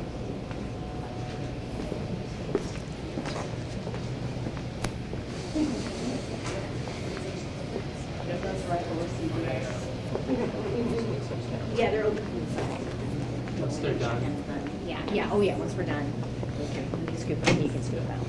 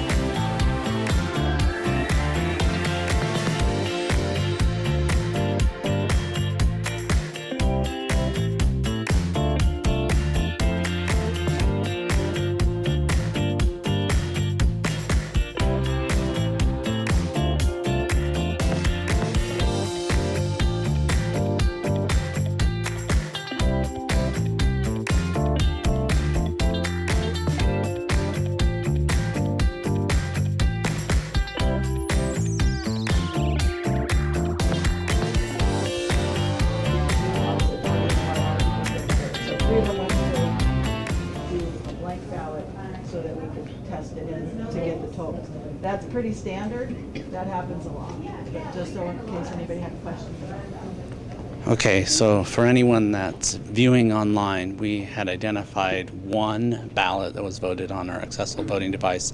It was a no labels ballot, and it was not being accepted by our tabulation equipment. So we treat this as like we would any situation that a ballot wouldn't be read by our tabulators, is duplicating it onto a standard ballot. So right now we're printing off a standard ballot for that exact precinct for the no labels party. And this is a really unique, rare situation where there's 0 contests on this ballot to vote. Because the No Labels Party does not have any candidates.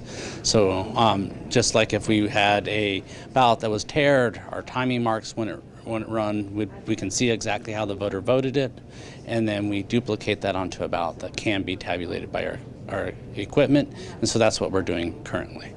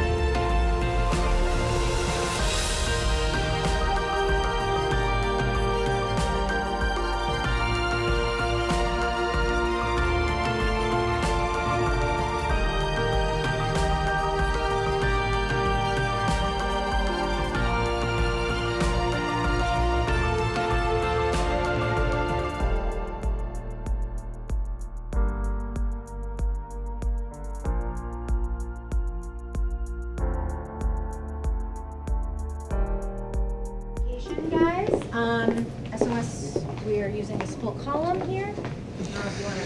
Okay, so through one of our regular duplication procedures, we were able to get the ballot to tabulate. I was just going through the Secretary of State's other results, and one thing that we did test was 2 provisional ballots, no labels, from the accessible voting device that went through our precinct-based tabulators with no issue, as well as 3 election day accessible voting device ballots that would also went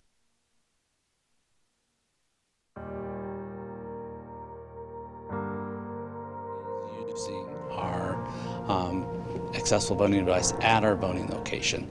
So the most likely place that those would be tabulated is on site at our precinct-based tabulators.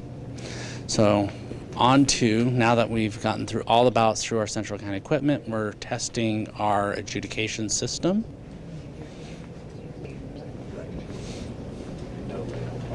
Yeah, so it's going to no lift out. Okay.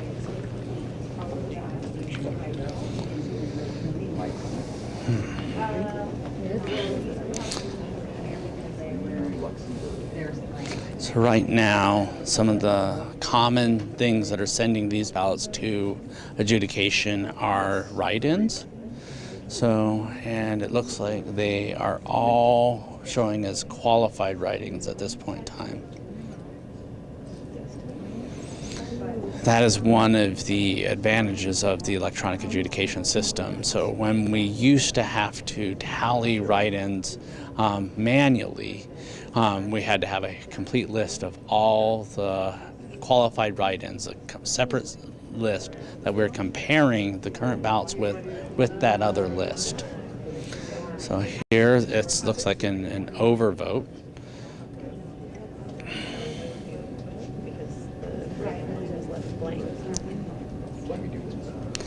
So they are rejecting that overvote.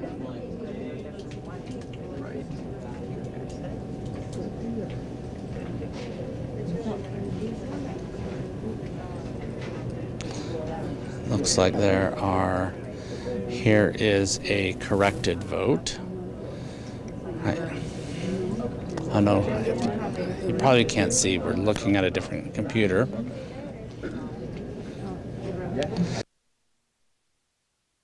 System does is you can see these green overlays on the screen. So the system is saying if that line is highlighted green, the oval is filled in sufficiently that it would count as a vote. Now again, if it's an overvoted contest, that is tallied as a vote. And a lot of people sometimes are confused about that, because if it, let's say it's a vote for 1 and there's 2 ovals filled in sufficiently, that is a overvote. Now there's not a vote going to either candidate, but our canvas reports that as a overvoted contest. So it is something that our system has to track to make sure every single contest is tallied. Also, if a oval or a contest has 0 votes in it, so none of the ovals are completed, that would be considered an undervote. And also, our tabulation system tallies every single undervoted contest and is reported on our canvas.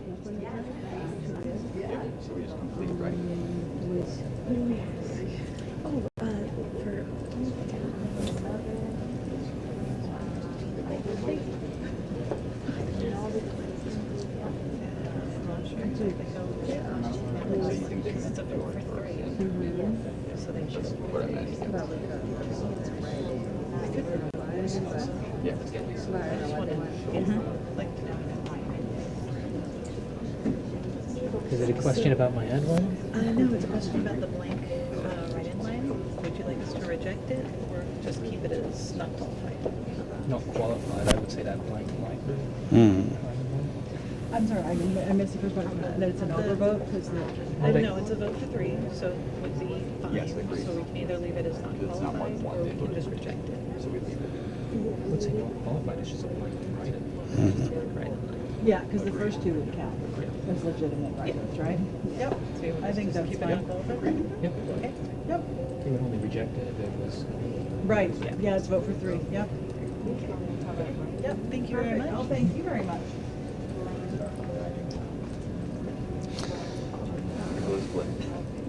So it looks like you vote for 2, but they wrote in, so this is where we would remove it.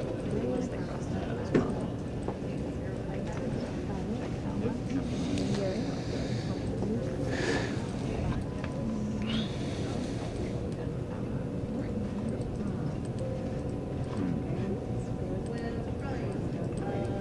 Right, because there's no name.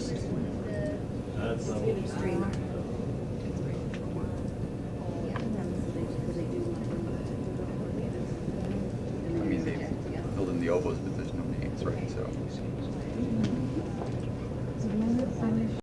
Okay, yeah, you can ask for clarification. If you'd like.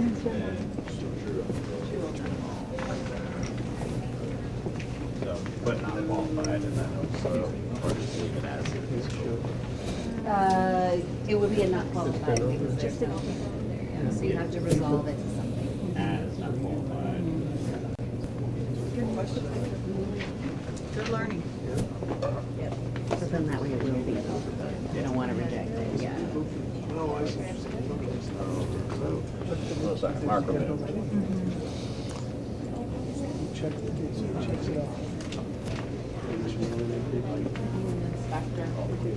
Renee, and they just have this one over there. So, yep, okay, so put your overlay back on. And then you're gonna have to resolve that to not qualified. So you're gonna go over it, click in, and then you choose not qualified. Because there's not a name there. And then you're gonna accept it. And it's counting as an overvote. Yep, now that will count as an overvote. Yeah.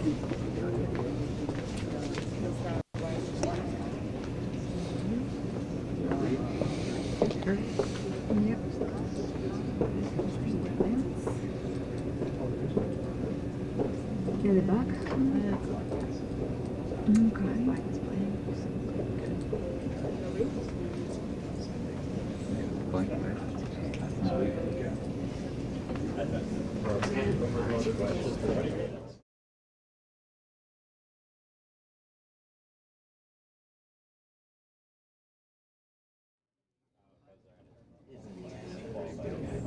If there's an option. This one doesn't have a qualified candidate, so it just says if there was a contest that had a candidate. So it'll just be counted as an overvoted contest.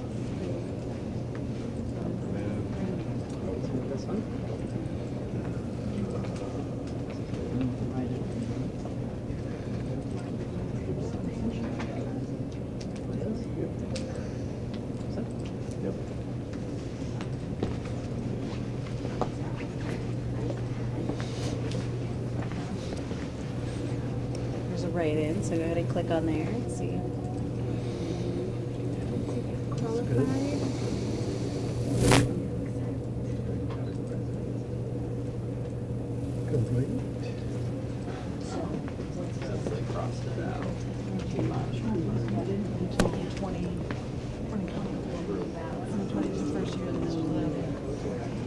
And out of the 15 counties, 5 counties do education. 10 do.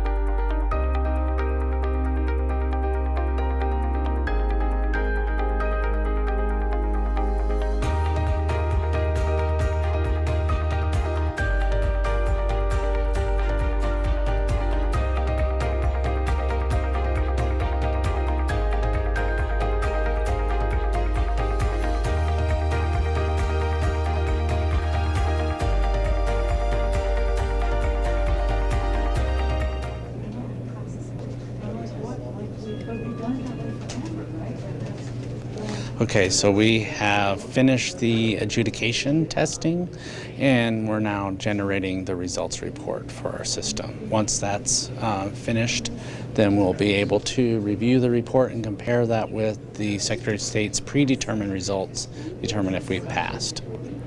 So that's what we're waiting for now.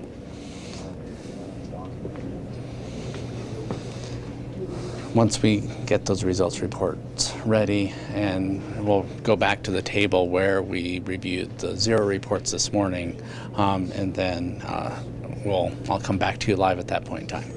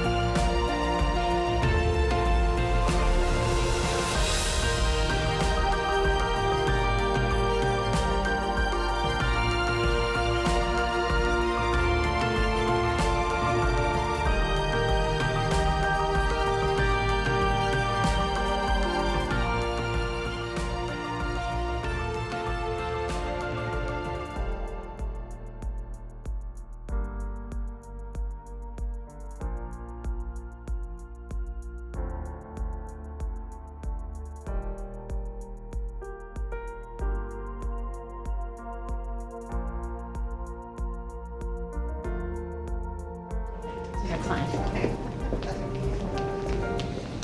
Okay, I think we're just waiting for the Secretary of State to gather their paperwork, and then we'll be reviewing our results report with the political party observers.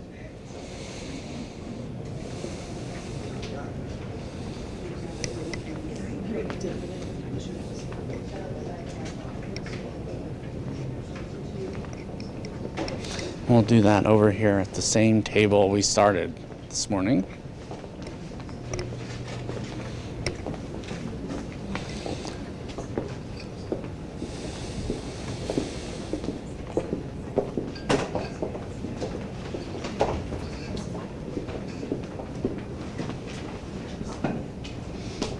We want to self-publish, not provide.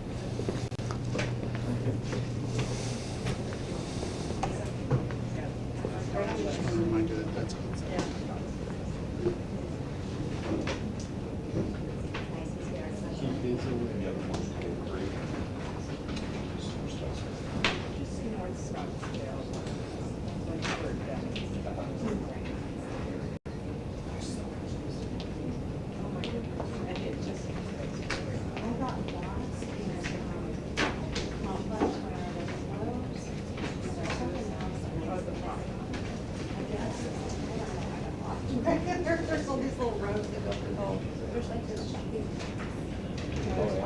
Right? And I was trying to find, when I was doing observer, doing your distribution, right? And so I've got this one, and I've got certain people that need certifications, right? And I'm trying to find the Chick-fil-A or, you know, whatever restaurant is. So, one thing that people don't realize is they have to keep all of these ballots stored just like we do the original official ballots. So everything that was run through our tabulation equipment was dropped into the blue bins. They're now having to organize and pull that out in case for some reason they ever had to redo the test again. So that's what they're currently doing. And then they will actually take all the tally results receipts back with them as well, and all of those will be stored at the Secretary of State's office. Now for us, Maricopa County, when we do our tabulation, our logic and accuracy test this afternoon, we will do something very similar, but those go over with the official ballots. Ultimately, they get stored with the official ballots in the treasurer's vault. I guess I better grab mine. Isn't this secret? All sealed up. He's already starting over there back to do some troubleshooting by precinct. So. Okay. Okay, here we go. That's exactly what we did. That's exactly what we did. I talked to my brother-in-law. Hello. Hi. How are you? Good. How you doing? I am good, Thank you. Jeff, I stole your seat. Can you bring another chair? I stole your seat. Oh. I'm totally sorry about that. So we're already starting to do some troubleshooting because we looked at the total number of votes cast is correct. That's always the key, because however many ballots we have, we've got to have that. But it's not uncommon when you have humans involved, our staff, marking thousands of ballots. They've marked over 13,000 ballots for these counties to have something off. So they're checking that now, but what we're gonna do is go through the results, read them out. We're not really concerned, who's gonna do the reading of these results and then our results? I can stay again. Because we'll just check them off. And you can watch me. Okay. So then these are the results we brought, because they have no idea how many ballots we brought, who wins, who loses. I will say, we only test and mark for federal and state candidates. We don't do county races or cities, because I'm not getting into that, Craig. So you only do Can you federal- imagine? Federal and state? Federal and state. Okay. Yep, legislative, statewide, federal candidates. So not even county then? No, we don't test the Oh. counties. The We do the counties county. test the counties. And they'll do plenty of that, and then the locals, so they'll do the cities and everything. But specifically by statute, we are just state and federal Oh, offices. that's right. I do remember reading that. Because of law. Okay. So Right? there was a question about the So these are the Secretary's results office we is brought. explaining they're only testing the federal, state, and legislative contests, but this afternoon the county contest will be tested in our logic and accuracy test. This is a super long report.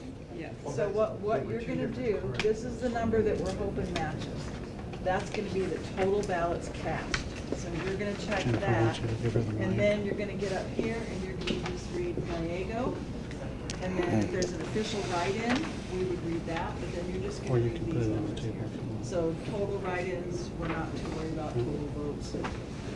And I can help you as you go through that. So, on this report for you, you're looking at total ballots cast. This is how many for early election day provisional.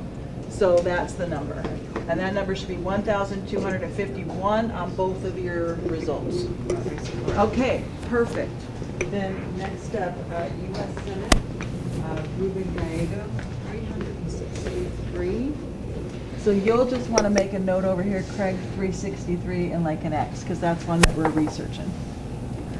And do we write in 25? No, because there's no official write-in, so we Oh, I wouldn't get it. necessarily matter with that. Okay. You're going to occasionally have a provisional, so just watch your. Yeah, so over here, these are what the adjudicated totals are, and so yours are already going to have those adjudicated totals. So, Dem, CD 1, Cherney 9, Galon 9, Horn 7, Cromer 8, O'Callahan 10, Shaw 9. You don't care about write-ins? You can read them, but if they're not Write-in official too. assigned, we don't assign them. 2 write-ins. Dem, CD 2, Nez 32, write-in 2. Dem, CD 3, Ansari 15, Tehran 19, Wooten 19, write-in 4.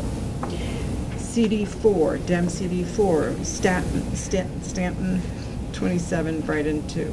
That's the hard job reading. No pressure on some of these names. It is a lot harder to read. I only know a couple of them. Yeah. Dem CD 5, Schaffner 16, write-in 1.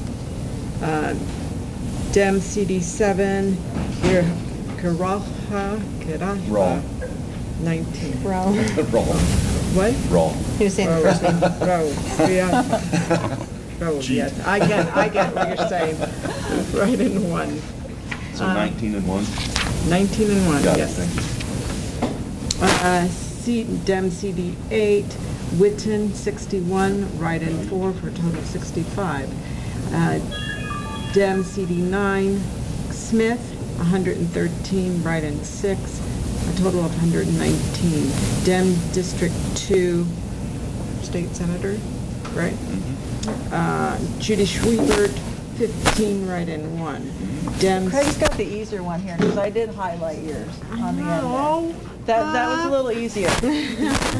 Rep District 2, Smidden, Stephanie, 17, total 17. State Senate District 3, John Skeeberts, 1, and write-in 5.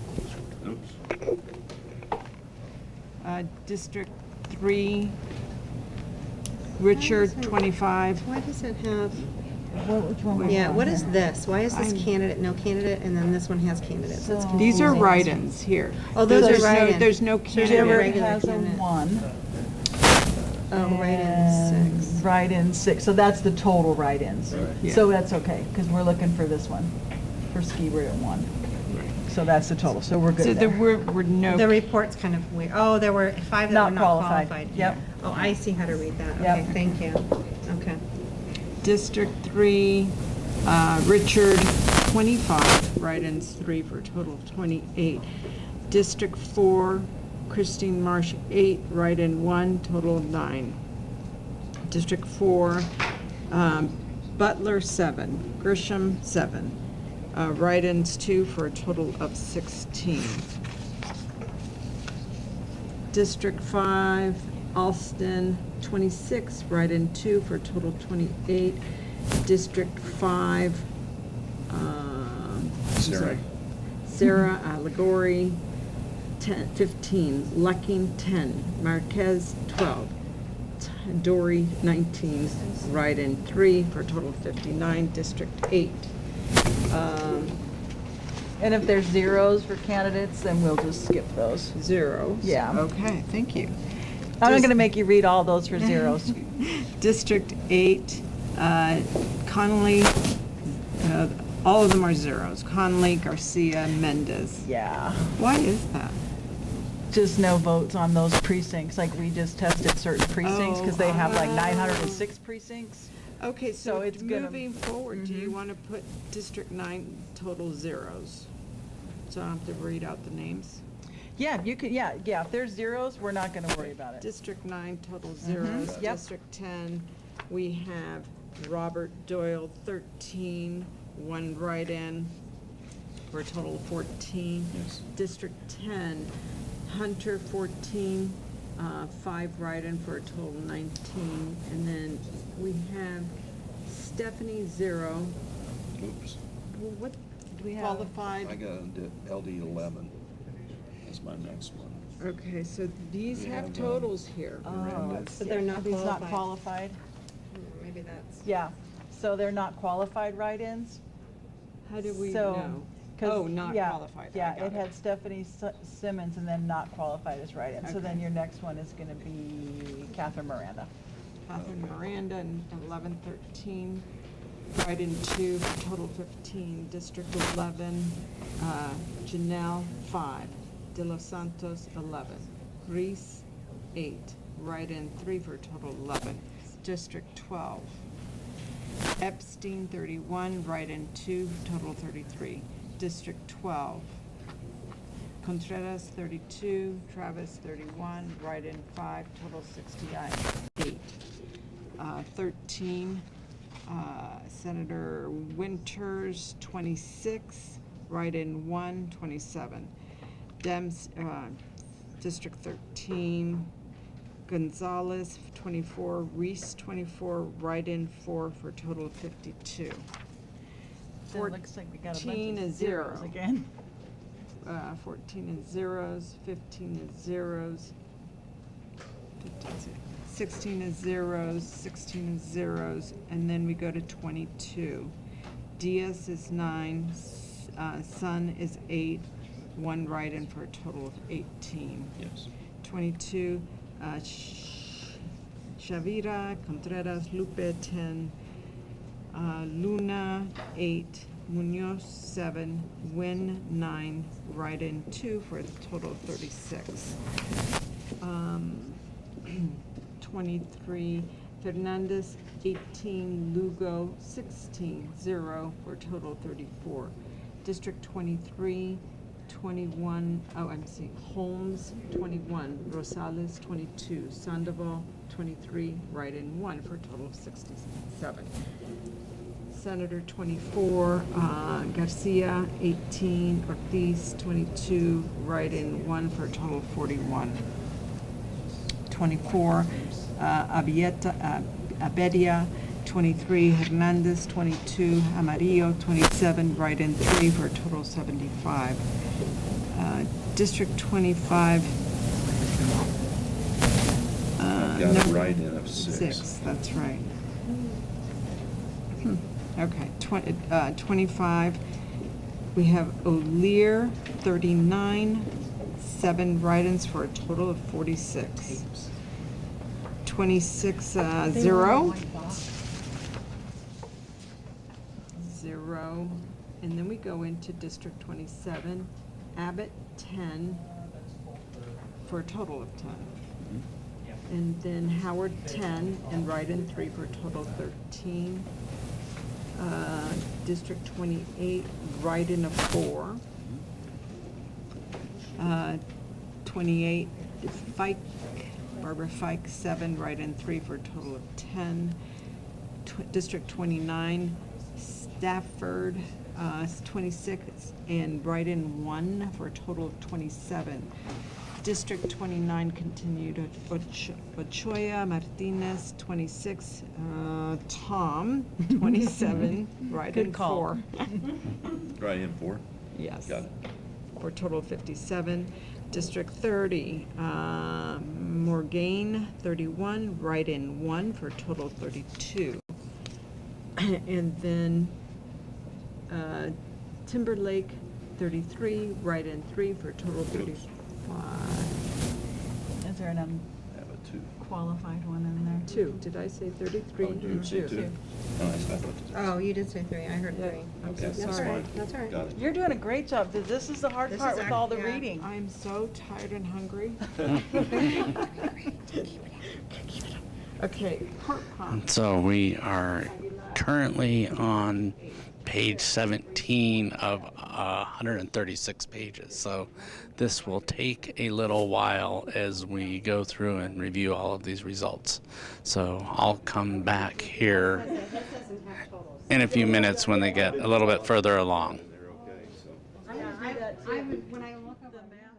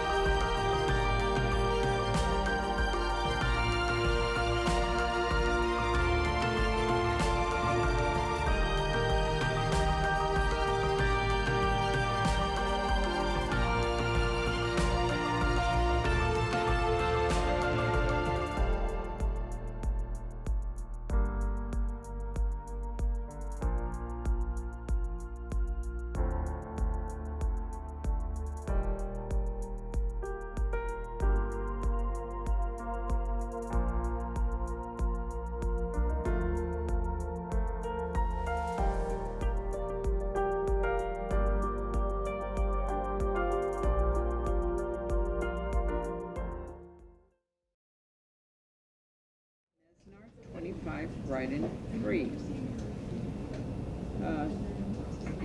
District 13, Winninger, 25, Willoughby, 28, write-in 4. District 14 is 0. District 15, 0. District 16, zeros. Go to District 22. Okay.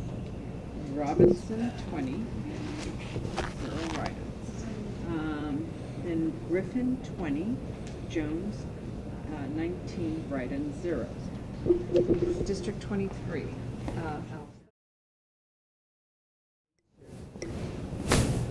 Kenya, 32, write-in, 5. District 24, we have a write-in for 3. And another write-in for 7. Okay. Yep. Agreed. District 25, we have Dunn for 36, write-in for 2. District 25, Carbone for 16, Garcia for 26, Cooper for 21, Markgard for 19, write-in 2. District 26 is 0. Districts 27, Payne for 10, write-in for 1. And then Busam, 8, Fink, 3, Morris, 5, Rivero, 6, write-in 1. 28, Carroll, 7, write-in 1. 28, Black, 5, Livingston, 4, Pingarelli, 6, write-in 1. 29, Champ, 28, write-in 3. 29, Montenegro, 27.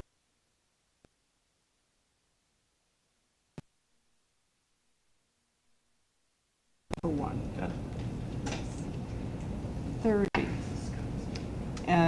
Hildy, 13, Garrich, 14, Zenon, 16, write-in 2. Okay, Leo, 39, Gillette, 37, write-in 0. That's only one of the names I know how to produce. Which one? Biasucci. Biasucci. That one and May Peshlikai. Those are the only 2 I got. That's it.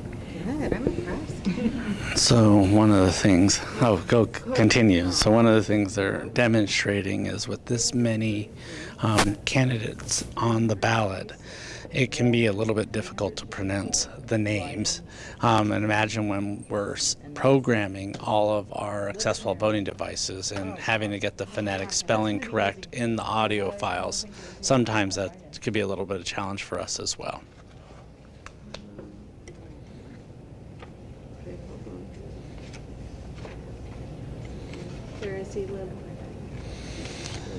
So since the Secretary of State does not test the local contest, they get to skip ahead to the next section where there's statewide, federal contests, and legislative contests. But that will not be the case for our logic and accuracy test.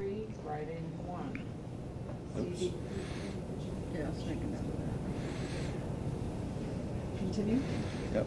CD4, write-in 1. CD5, write-in 2. CD7, write-in 1. CD8, write-in 3. CD9, write-in 7.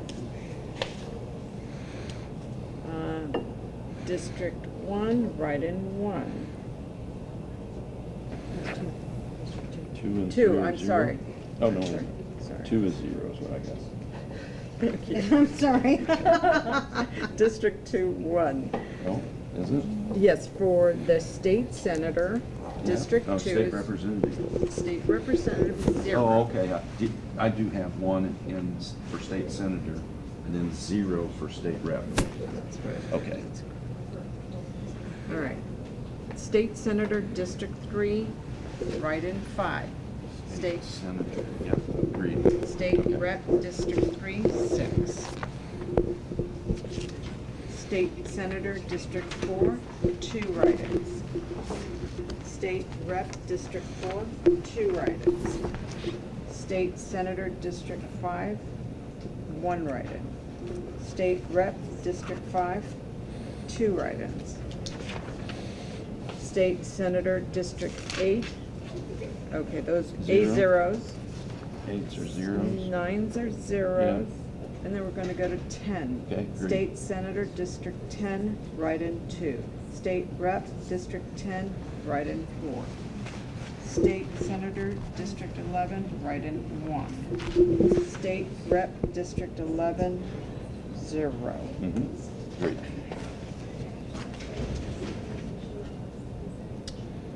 State Senator, District 12, 1 write-in. State Rep, District 12, 2 write-ins. State Senator, District 13, 2 write-ins. State Rep, District 13, 2 write-ins. I have zeros and 14, zeros and 15. Zeros and 16? Zeros and 16. Okay. I'm District 22, State Senator, write-in 1. State Rep, District 22, 2 write-ins. State Senator, District 23, write-in 4. State Rep, District 23, write-in 6. State Senator, District 24, write-in 3. State Rep, District 24, write-in 1. Sorry. So State Rep 24. State Senator, District 25, write-in 4. State Rep. I have zeros in 26. 27, State Senator, write-in 1. State Rep, District 27, write-in 2. State Senator, District 28, write-in 2. State Rep, District 28, write-in 4. State Senator, District 29, write-in 1. State Rep, District 29, write-in 2. State Senator, District 30, write-in 2. State Rep, District 30, write-in 2. Port Scott, write-in 1.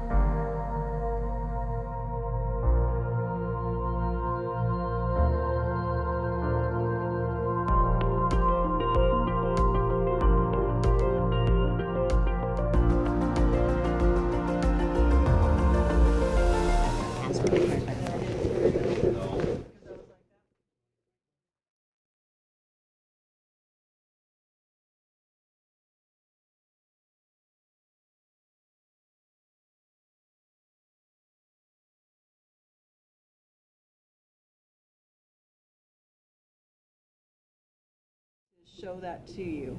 Okay. And we are going to produce an errorless count. Mm-hmm. Here's one that you might want to look into. Is that one? That's 5. Okay. So I don't know if Do there's you any want to look one. at, it's in US CD9. CD9, Republican, on write-ins. Actually, I can just give this to you because we're going to go see the adjudication station, I think, or get another. Yeah, we'll have And to then we research can this look at one that one. next. So what was the difference? I wanted to make a note. 5 and 7. 5 versus 7. Mm-hmm. Oh, Thanks. well, do we need, we probably need the front of that page though, real quick. All right, First page with Geiago on it. the first page, so they can see. I think maybe let's explain it here with the ballots. Okay. We'll do Geiago first, and then we'll research this before we produce results. So, All right, so we need to go look over here at a couple ballots. so I'm going to preface by saying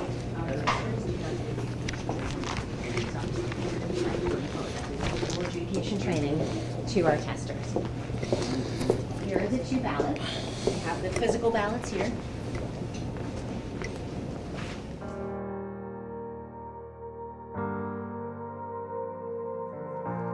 There's an overvote on the U.S. side contest because there's no qualified write-in improperly. So as part of the results review, they were looking through and they identified a couple instances where the adjudication team member made the incorrect selection. So in actual adjudication, we do a review of the logs because of the logic and accuracy test. That didn't happen. That's where it would have been caught during the normal adjudication process.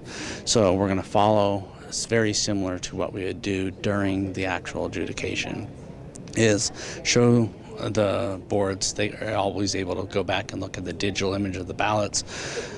Right now, our deputy elections director is explaining this to the observers. Then they're going to go to the EMS station where they can see the digital images of the ballots and then be able to address the issue within the EMS system and then produce a errorless report similar to what is required in the elections procedures manual.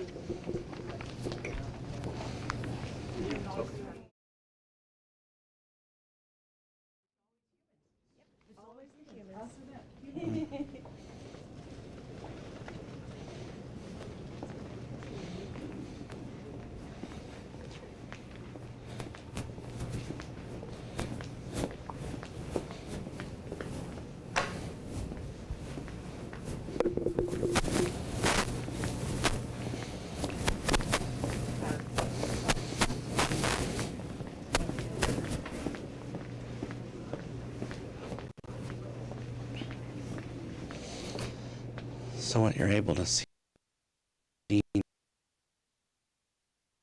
electronic adjudication. The adjudication board reviews their manual logs with the system generated logs, and sometimes they've logged something incorrectly, whether that's on their manual logs or they made the incorrect selection in adjudication. So we will have at the end of every shift, about an hour to 90 minutes of log review time.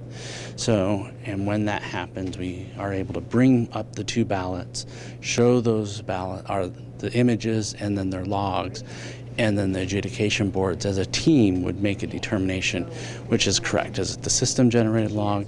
Is it the handwritten log that they were writing? And then they're able to make sure that in the system it's correct. Can someone do this one? Bathroom?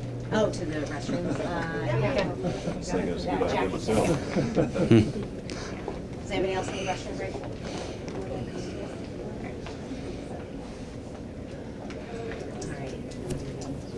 Where can we go?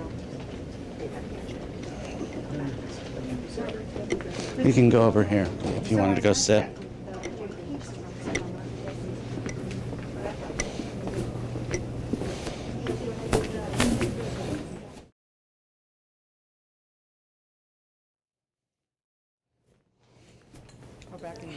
Yeah, I think a few of the observers are going to take a quick restroom break, and then we'll be back.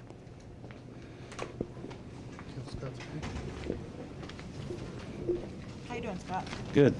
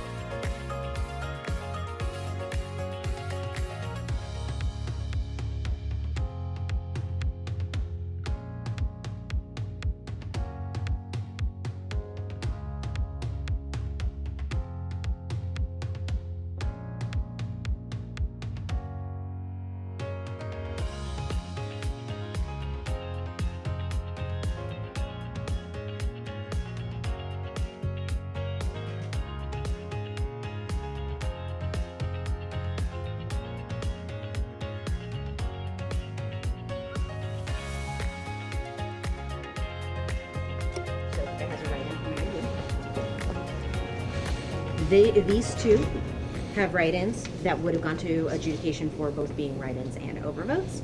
So we would have removed the overvote properly for Congressman Gosar because there's an X through it, and assigned it to the unqualified write-in candidate. And then this one we wouldn't have even seen because it has an unqualified write-in candidate and there are no qualified. So as we can all count here, 1, 2, 3, 4 in the provisional bucket that have write-ins on it. And we have on his sheet in the provisional category only 2 totaled. So we have twice as many physical ballots for unqualified write-ins as the results report indicates here. In the spreadsheet. In the spreadsheet. So that number should be 4, and then we would match, but it says 2. And the results from the EMS system have the 4 appropriately associated and tallied. Yeah. So again, this is a human-driven Excel spreadsheet that's being created. So here is where it should be listed 4 here, but there's only 2. Or the tester input the wrong thing, didn't follow the script, or this summary, the SOS document is an error based on this. One of those. We don't know SOS. which one of Happens, those. yeah, if it was a Okay. script error or if it was a Okay. human tester adding something that they shouldn't have added. And our staff doesn't focus as much on, unless it's an official write-in, because they've marked 14,000 ballots. We've lost count at this point. So we're focused on official write-ins. But I'm sure if we go back to the original spreadsheet, it's just, again, human error, like we had those couple cells in there that didn't auto sum. So that would explain it for me. So and here's the 4 ballots, and if we, Yeah. on the actual results report that had the 4. Yeah, I would like to ask of our observers that I'm going to cross out the 2 and write a 4. If we could get an initial next to that 4 from each party saying that you have seen that there are indeed 4 ballots. And it seems like if the Secretary of State's satisfied, that's what matters, right? Yeah, but I like when you guys are satisfied too. You have to mark them and then tabulate and then adjudicate. Because again, it's just like assigning them in adjudication and voter intent, like it, you know? So one thing that, as the Secretary of State is creating their test deck of thousands of ballots, we actually give them one of our precinct-based tabulators for them to be able to run the ballots. And then they take those results and then they have to hand key them into an Excel spreadsheet. So through that process, it looks like when they were hand keying them into an Excel spreadsheet for their results to compare with our certified results, they keyed a 2 rather than a 4. So the system tabulated the ballots correctly. In our election results report, it's correct. It's in the hand-keyed Secretary of State's Excel spreadsheet that they printed, that they hand-keyed something incorrect. So, so that's the piece of this is you can always piece them back together. I know when we have sometimes we have an out-of-balance trade during actual tabulation. So our early ballot processing boards say that they will send us 199 ballots, and then when we tabulate those ballots through our tabulation system, it says that there's 198, and then we're able to always trace that back to the actual board that processed those, and usually it was a ballot that had to go to duplication, and they just incorrectly logged it on the handwritten form. But I'm always amazed that when we have the observers here, we can always take them back to the other room and we can always piece everything back together. So we have one more report that we have to run. That's running right now, and then we'll have a final review of that, and then we're going to take a short break for lunch and then come back for our political party test and then our county logic and accuracy test. So bear with us just a few more minutes while the results report runs, and then we'll be back with you.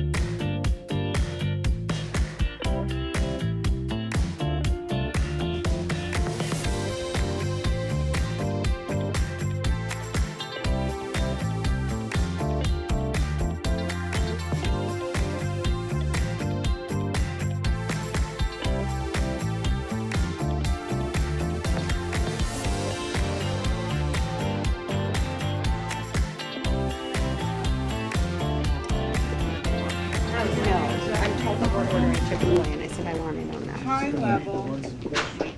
Yeah, just No cursing. Ben, do you have our results report over there? Two of them. Thank you so much.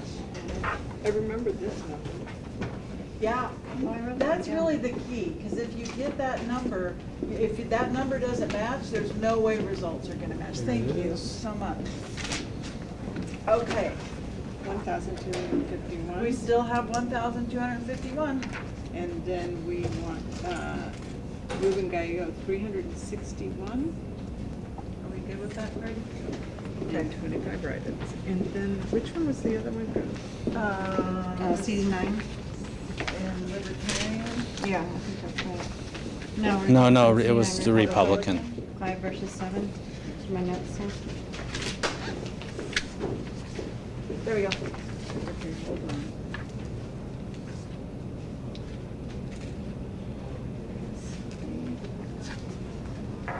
CD, what? CD9, 9. and it was Gosar. Those are 98, Uh-huh. write-in 7. 7. We good with that? Yep.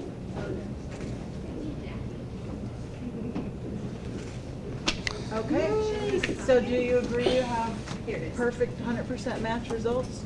I agree. I'm comfortable. Okay, I agree.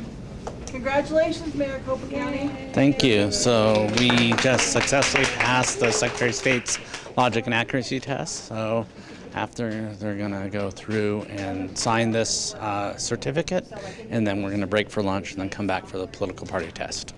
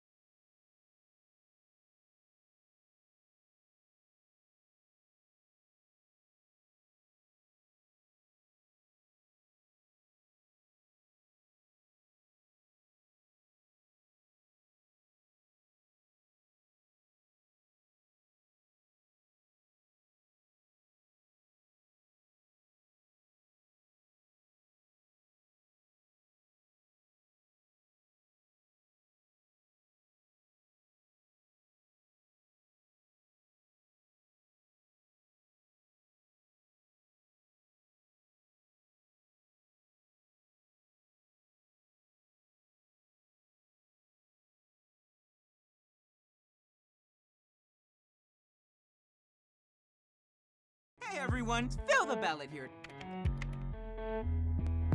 Ballot by mail is secure, verified, and transparent. Only registered voters can request a ballot in the mail, and we verify the address before sending a ballot. Every envelope has a barcode that is unique to each voter and is tracked in our system to make sure only one ballot is counted. The best thing about that barcode is that you can track your ballot too. When your ballot is mailed, received, verified, and counted, we'll notify you every step of the way. Track your ballot by texting JOIN to 628-683 or sign up online at beballotready.vote to get alerts. Remember, you can return your early ballot by mail or by dropping it off at any of our secure ballot drop boxes or vote centers that are open up to 27 days before Election Day. We signature verify 100% of all early ballots. So make sure you sign the green envelope and include your phone number so we can call you if there's an issue with your signature.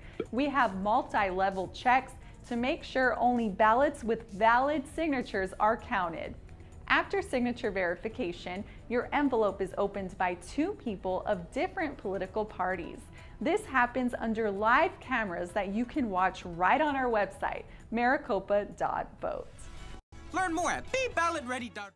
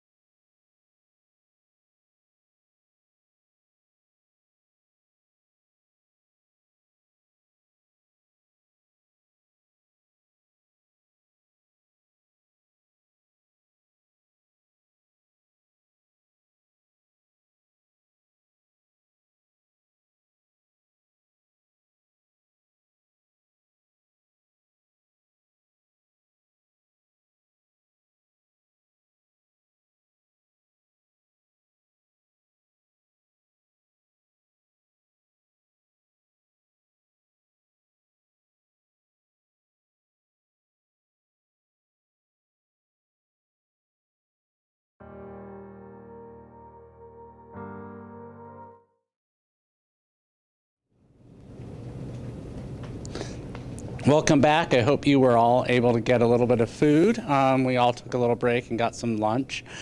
So we have started our political party logic and accuracy test, and this is actually a new test that we're doing. We first implemented it in the March presidential preference election.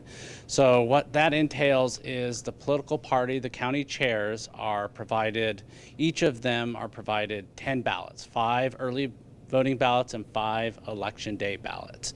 And then they are asked to vote 4 different contests. Now, they selected the contest back when we had our planning meeting in early June. So they identified it's going to be U.S. Senate, State Senate, the Board of Supervisors contest, and then also the County Attorney's contest. So they're completing those ballots right now. We have no idea how they're going to vote those contests. They can vote them filling in and all of those are vote for one. So they can vote for one contest, they can overvote it, they can undervote those contests, and then we'll bring down the early ballots and run them through our central count equipment. And then we will run the election day ballots through our precinct-based tabulation. To do a hand count tally of the ballots that they're marking. So that's going to take them a few more minutes, but as soon as they're down here, so we'll keep the live stream going. I'm going to turn off my mic and we'll wait for the county chairs to come down with their completed ballots. We'll run them through our tabulators, we'll prepare a results report, and then we'll have to start our county logic and accuracy tests. And I do see a couple city and town clerks office representatives in our lobby currently right now. So just give us a few more minutes. We'll keep the live stream going, but I'm going to turn off my mic while we wait for the political parties.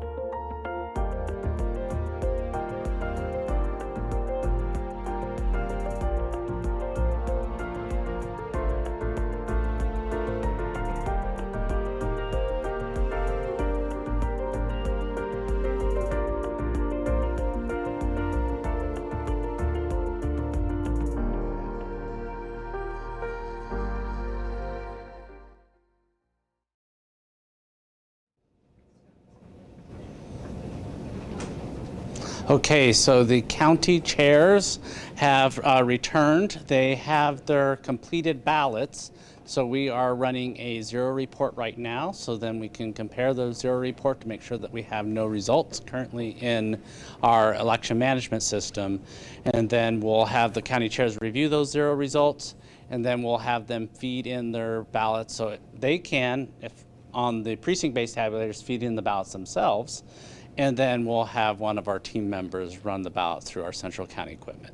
So we just got a minute before we get those zero results.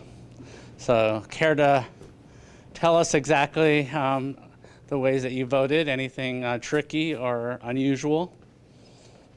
We just wasn't very good at it, so we overvoted a few. Oh, so.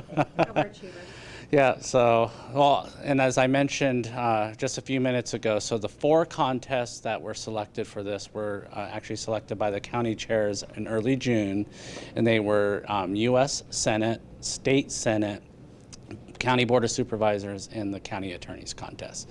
So all of those were vote for one, so they're indicating there may be a few overvotes that we're going to have to see how those, if our tabulators catch those.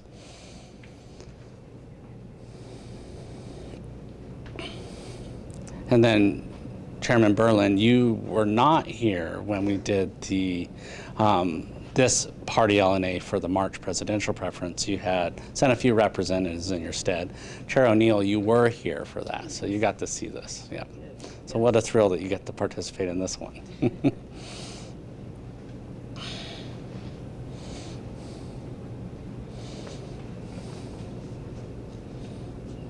And did you get some lunch? Yes, we stayed here. Yeah, I had some tacos from down the street, so they were very tasty. Really good restaurants in this area. Mm-hmm. And then as soon as we wrap up the political party LNA, we've invited our city and town clerks into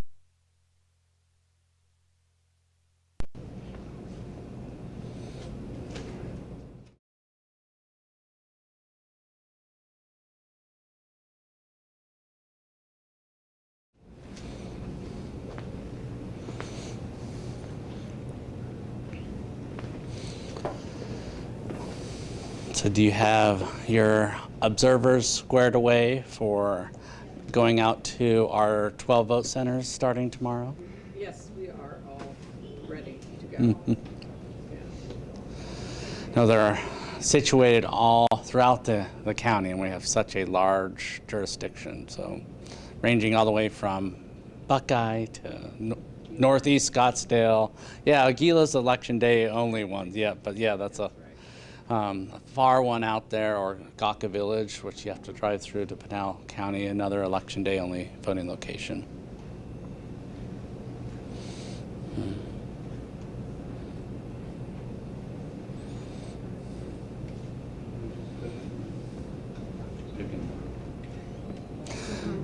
Yeah, I think the Wickenbird's a 12-day vote center. Yep. I don't know how you can remember that.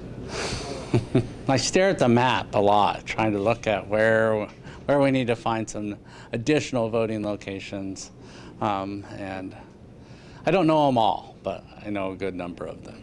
The Florence Eli one is a 28-day in Scottsdale. We have most of the ASU campuses, which is nice, as 28-day sites because they're regionally located around the county. So, yeah, so we have the Tolleson location, yeah, the Buckeye location, Gilbert Public Works.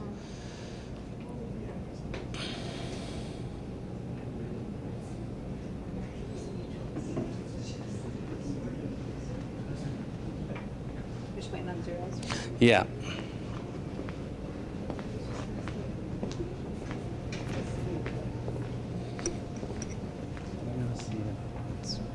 Running zero report.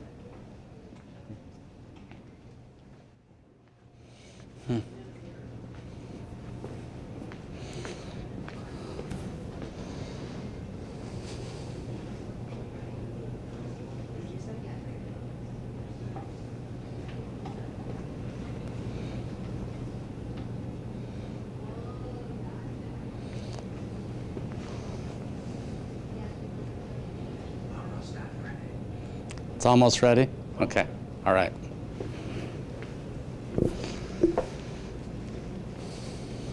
Well, it looks like it's coming. All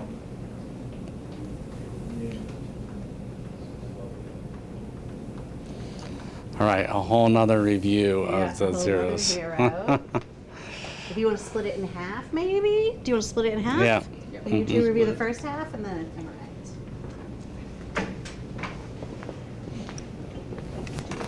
Just like this.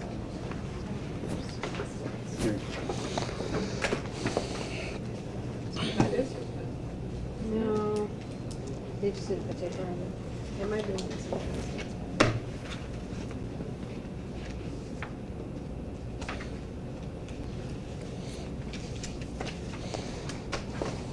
All right, so they're going to go through our 130-page report to make sure that there are no currently results loaded in our election management system. We have to do this. So after we get through tabulating results for the primary, and we've completed all tabulation, which I expect it's probably going to be about, so voters are allowed to cure a questionable signature or a provisional ballot up to 5 calendar days after the election. So that is, I believe that is, I don't have that here. So election day is the July 30th, so I believe that's August 4th. Let me look that up.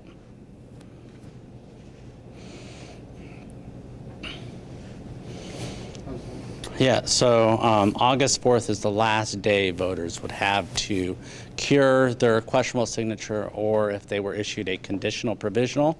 A conditional provisional ballot is if a voter shows up to a voting location and does not have sufficient ID. So after that period in time, we can then, any that cure on that last day, they can move forward and go through early ballot processing and ultimately be tabulated. So I expect our last ballots would probably be tabulated for this July primary election on August 5th, that Monday. Potentially it could go into Tuesday, August 6th, if we have to do some additional reconciliations.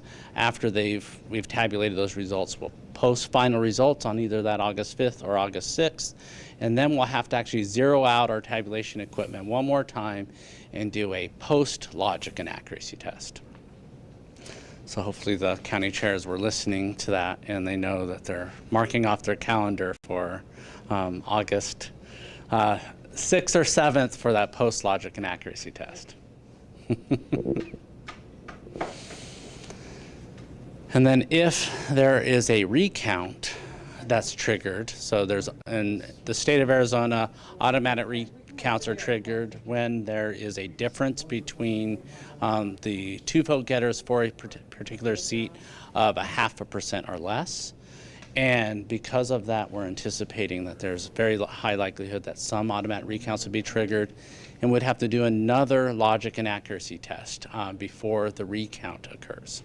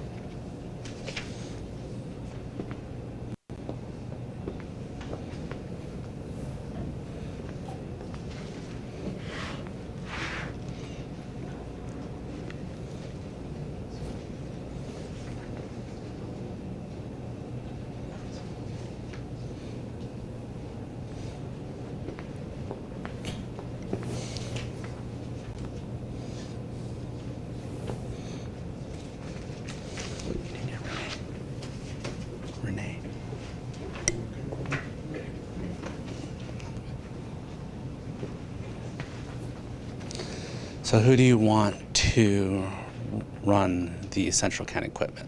I can run it. Oh, okay. All right. Yeah. Or anyone on our team. Yeah. They just need to choose which one. And we have all the memory cards loaded in. Yep, everything's okay. ready. All right. Everything's zeroed, but we haven't printed zero. Let's start zero reports on this, so that way they can just look. Well, they'll pick one. Oh, that's right. Right, and then Pick we'll one. just need to run the Zero zero on that for the one. one. Okay. Okay. And then high pro 4 and 5. 4 and 5. Okay. High Pro 4, ICP 2. Okay. 5. 4. Oh, and ICP2 5. Oh, so we can, Okay. yeah, we can start running the zero on. Okay. Oh, I think, isn't it easier for them to do as they're, Yeah, So it they- is. yeah. As they see it coming out, it's Mhm. easier. yeah.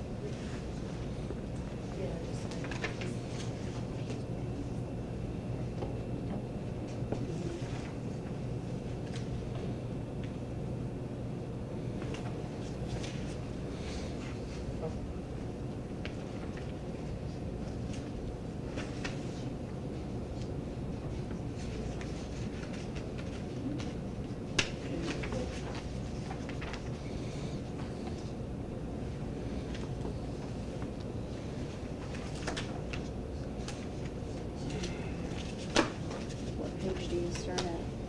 I start at 117. 85. What do you end at? 136. You end at 136. 136. I think that's the last one. That's the last one. 116. Oh, they got mixed up something. Oh, 116, yeah. This goes after. 117. Yep.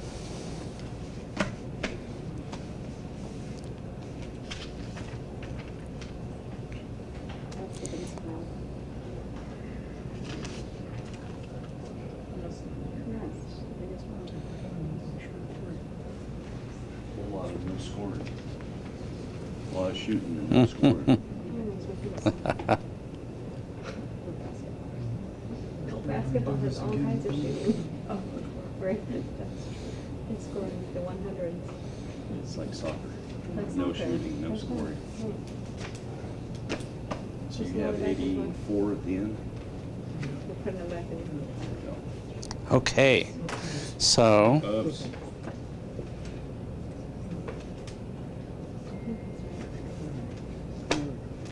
perfect. Do we need to sign this?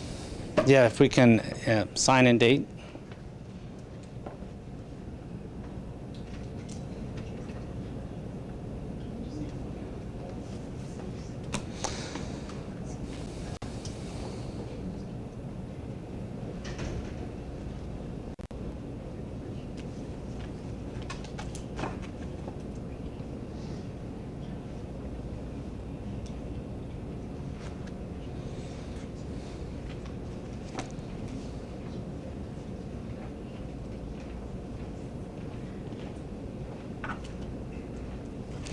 Okay, so we need to check zeros on our ICP2 and then our high pro tabulator. So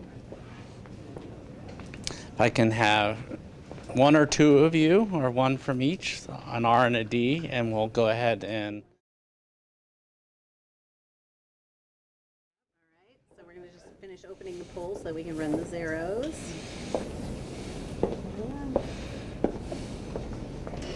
Are you sure? Are you sure? Are Yeah. you sure?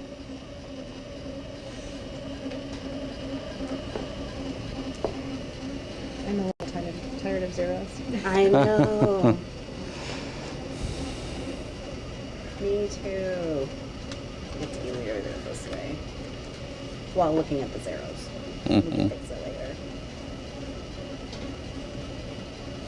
We'll only have to do it one more time. Yeah. For our test, yeah. But for each one of these. Mm-hmm. That's why we got extra paper on the back, so we can swap it out. Because they're already pretty small in there.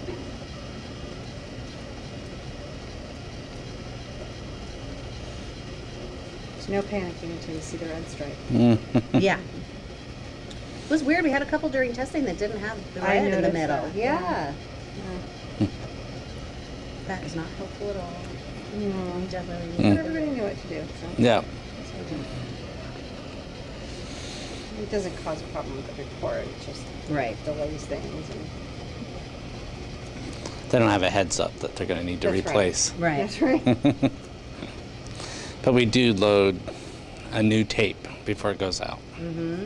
We do all of our testing and then we load the new paper at the end, so they've got to get. Most people would not think that it's so much longer for the primary election than it is for the general. Because the general, right, we're looking to potentially be at 2 pages, upwards of 90 plus contests on the ballot, but there's only one ballot.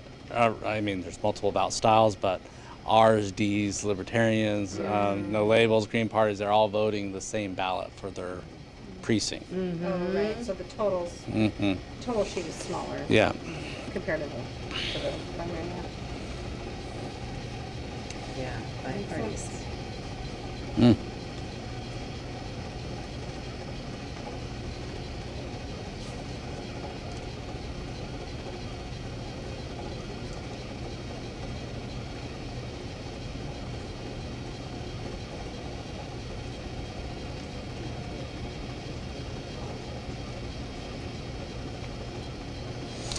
Maybe we should ask our poll workers on election day to show up at 5:15.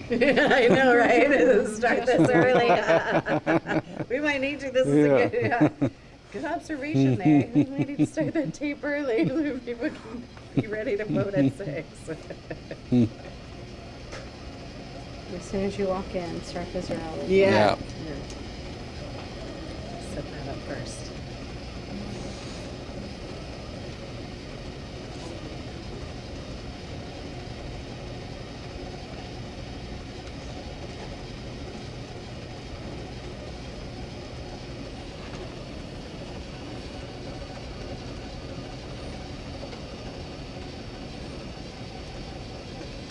All right. Yay. All right. Okay, and then we need one more. Yes, let's have you go ahead. You have your pen? Do you have your pen? Okay. Do you need to borrow a pen? Oh, yeah. Thank you. Thank you.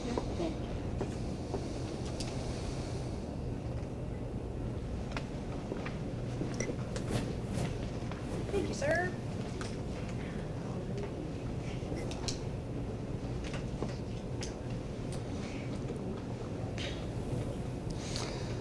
Okay. All right, so let's go to high pro number 4.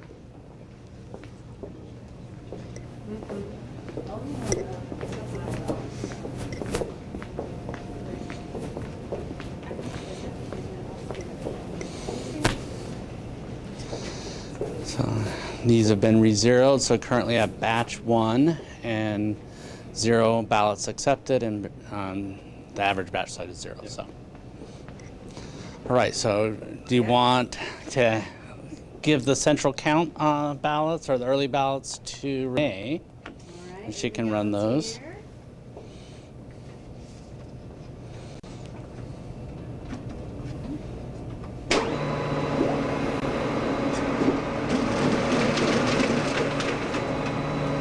We have 5 ballots.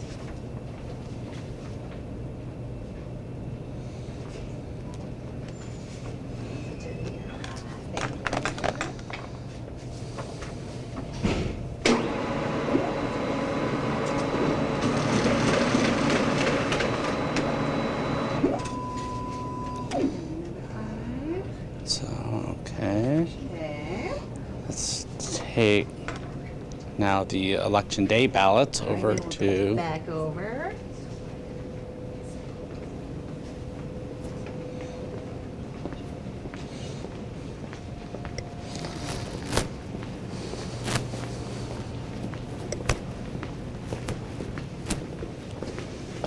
And you can feed them through?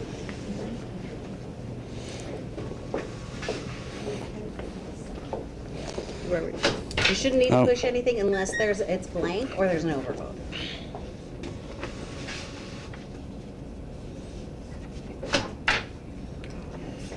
music tonight.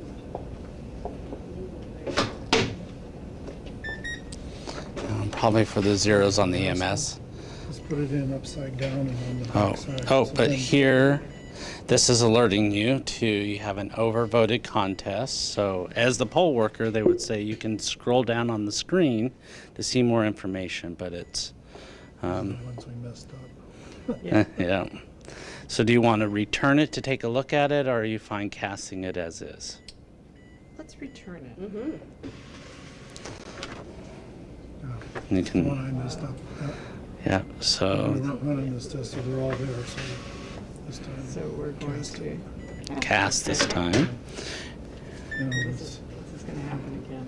Run it a different way. Oh, so they're going to run it face down. So, and our ballots can be accepted if they're face up, Oh, my face goodness. down. Another boo-boo. This is the one you messed up. True story. So here, Oh, look at that. Yep. yeah, Okay. Let's put it back in there. they can run head first or feet first as well. All right. Great. Okay.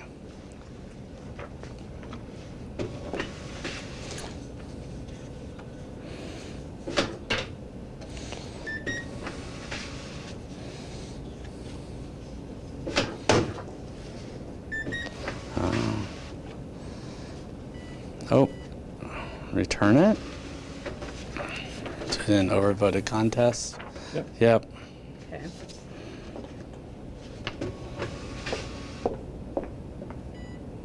Okay, so it lets you know it won't count that.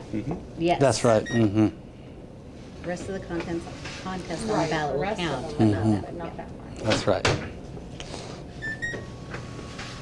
And if you wanted to vote that one, that's where he would take it back, spoil it, get a reprint, do it again. Correct. Perfect. Yes, that's right. So, as our observer here indicated, that if a voter did want to, they mistakenly had overvoted that contest, at that point in time, the voter is offered the opportunity to spoil that ballot. So they'd have to recheck in to our site books. Well, first they'd surrender that ballot to the poll workers. The poll workers would spoil it. They'd put it into a clear official that comes back to the elections department. So when we're doing our post-election audit, we have that ballot was spoiled, and then that would allow the voter to be able to check in to the voting location, reprint a new ballot, and then they can fill out that ballot, and then hopefully this time not overvote the contest.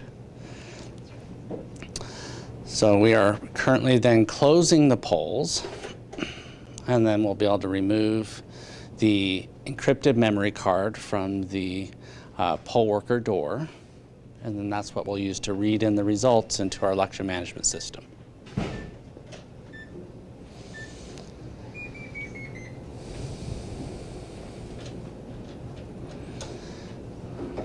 But we're going to have to do some adjudication, I believe, probably. So, all right, who wants to volunteer to do some adjudication?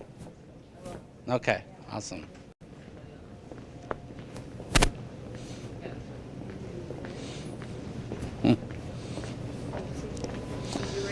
Yeah.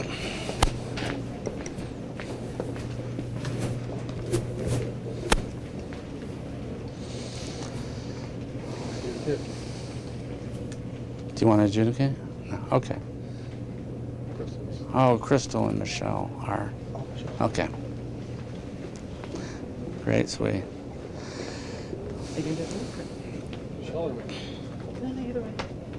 If you want to recount or whatever. So for those of you that maybe were not watching earlier, so electronic adjudication is something that if our tabulation equipment can't read or can't determine a voter's intent, there's three of the most common scenarios are a write-in vote, so our tabulation equipment can't read handwriting. If someone overvoted a contest, so if it's a vote for one and they filled in both ovals, we send that to a bipartisan adjudication board. It has to be Republican and Democrat sitting here in the judge positions. And then our inspector is registered, can't be a Republican or a Democrat. We only hire an independent inspector, a party not declared inspector, libertarian, or no labels or Green Party inspector.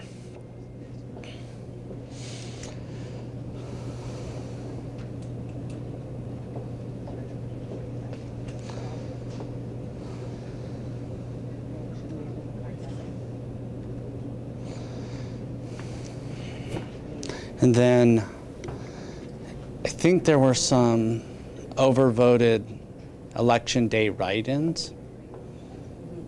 So through the ICP2s, so those also have to be reviewed. So how that happens so if it's an early ballot and it's being read through our central count tabulation equipment, if there is a ballot that has to go to adjudication, they automatically send them to our adjudication boards.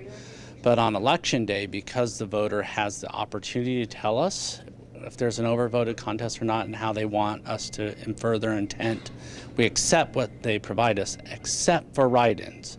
We have to have all write-ins go through electronic adjudication.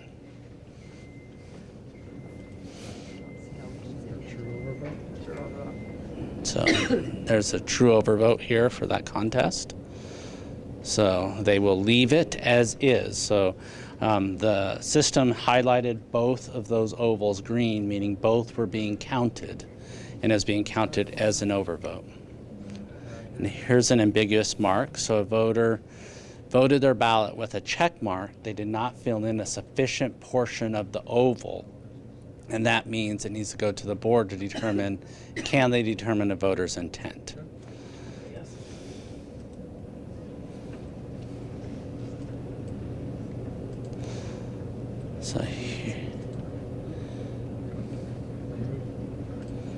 So here they've crossed out, so it's an overvote contest, but the voter crossed out one of the candidates. So then the board, as long as the bipartisan board agrees that there's enough information on the ballot for them to determine voters' intent, they can then award that vote to the candidate that's not crossed out.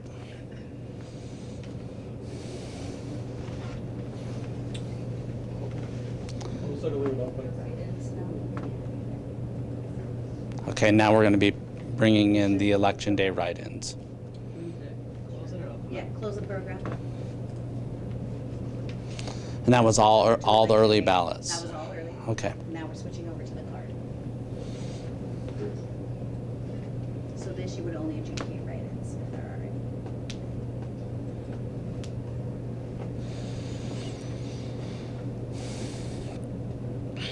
any. So when we do election day write-ins, we train the team that's doing it to alert them that they're only reviewing contests for write-ins, not overvotes. They can't resolve overvotes, but they can award a contest if there is a qualified write-in.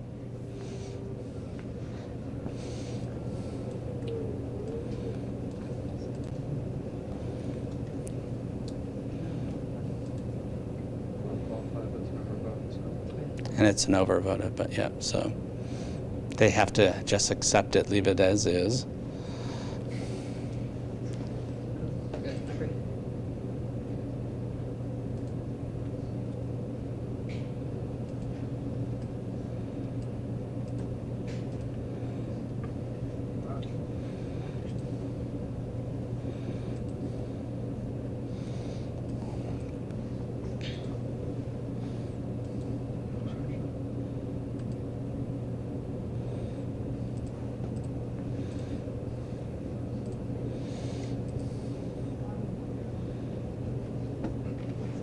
Okay, so we've completed adjudication. So now we can accept the results. And when we do the results review, we only really need to look at the 4 contests that you were voting. You probably could have done that with our zero report too. Yeah, we could have done that with the zero.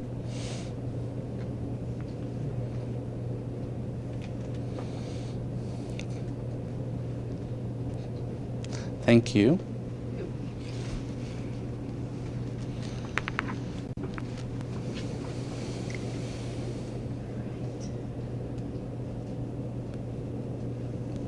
Did everything go to adjudication that you both were expecting?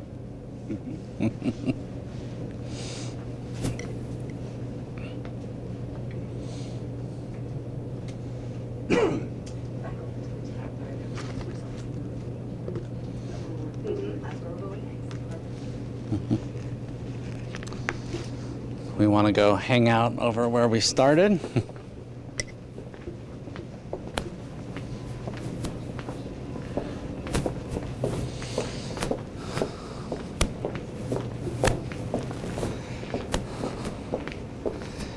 know our Deputy Elections Director over tabulation and candidate filing services eagerly waiting to come back into the ballot tabulation center. She's waiting on pins and needles to see how this test goes.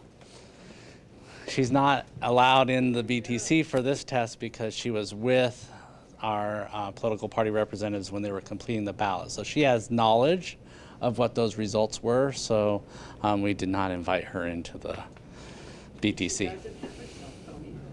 Oh, it does not have, yep. We took away her cell phone. We had to wrestle it away from her, but Patty held her. I pulled her. And I said BTC, that's Ballot Tabulation Center, another acronym that we use, but some people say born to count. So anyone that works in here was born to count.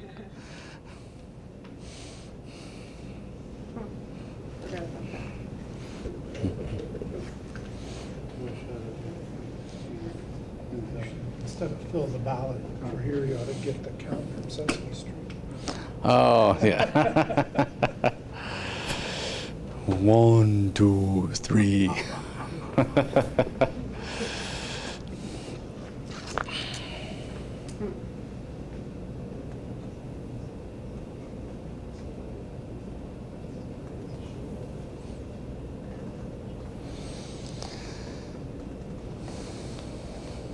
So is anyone heading out of town for 4th of July, or all gonna stay and brave the heat in Maricopa County? This little thing called an election.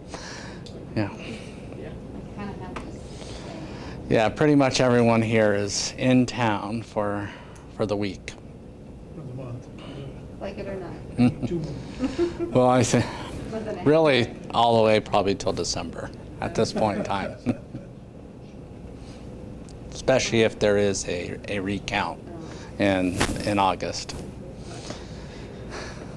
Yeah, we don't start that until 11/12 or something.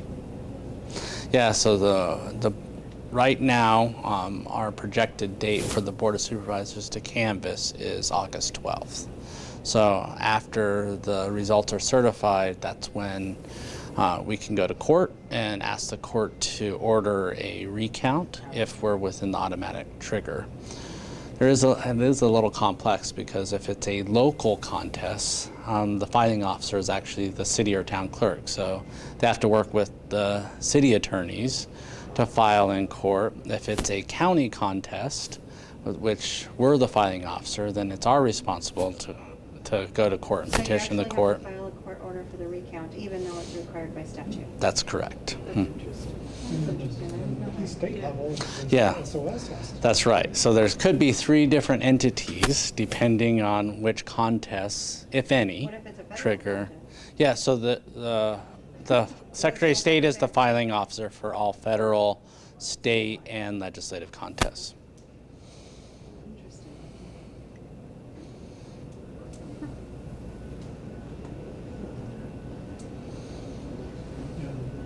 Were you involved in doing the hand count samples for the last recount? So Yeah, have that strategy of Republican and the Democrat go off. right. We have 2 different teams doing all the hand counts. Being able to do like 5 at once. Yeah, yeah. Yeah, the hand counts can be pretty fast when you do it right, when you set it up right. We do all of ours that way. So, sometimes.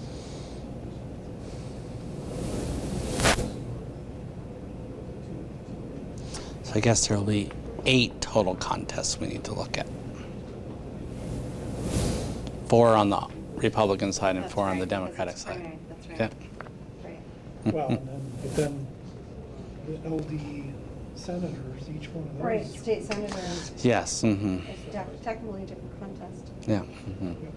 No, I mean right now for this review today. Well, yeah, those are, Yeah, yeah, those yeah. include that. Yeah. Oh yes. Mm-hmm.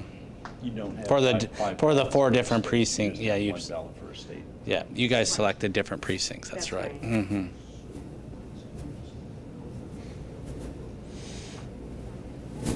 So that's So one. you did 10 precincts. right? Yeah, we see. Each Oh, precinct. 10 Was separate, there- five early, 5 election day, all different Now, was there precincts. any overlap? Or we don't know that yet, do we? You know, I don't know. Christine, No, I know, but wouldn't I it don't be think there was interesting to any just overlap. randomly? yeah. There's so many to choose from, but There's a it couple could of happen. ours that had, As a matter of fact, I think we used dominoes, so the Oh, chip dominoes were pick 'em? left out, Oh. wasn't it? No, we Nothing had to this one. submit it via email to our 10 precincts. Is that what happened? Yeah. Yeah, Mhm. never mind. So a lot that's happened. I know.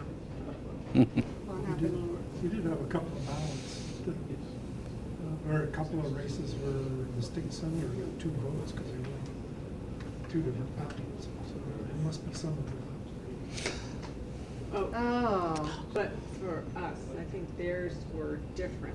Oh, yeah, they did Precinct. Republican ballots and we did. I know, but they didn't take 10 precincts. Oh, so. yeah, we have 22.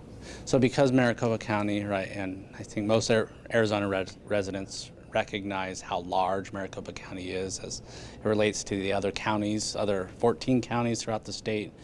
So we make up about 60% of the total population, as well as 60% of the total number of registered voters. And that means that, so there's 30 legislative districts through the entire state, and 22 of those, and I'm talking to you, you all know as the county chairs, 22 of those overlap Maricopa County. Same with the congressional districts. So there's 9 in the state of Arizona, and 8 of those overlap Maricopa County.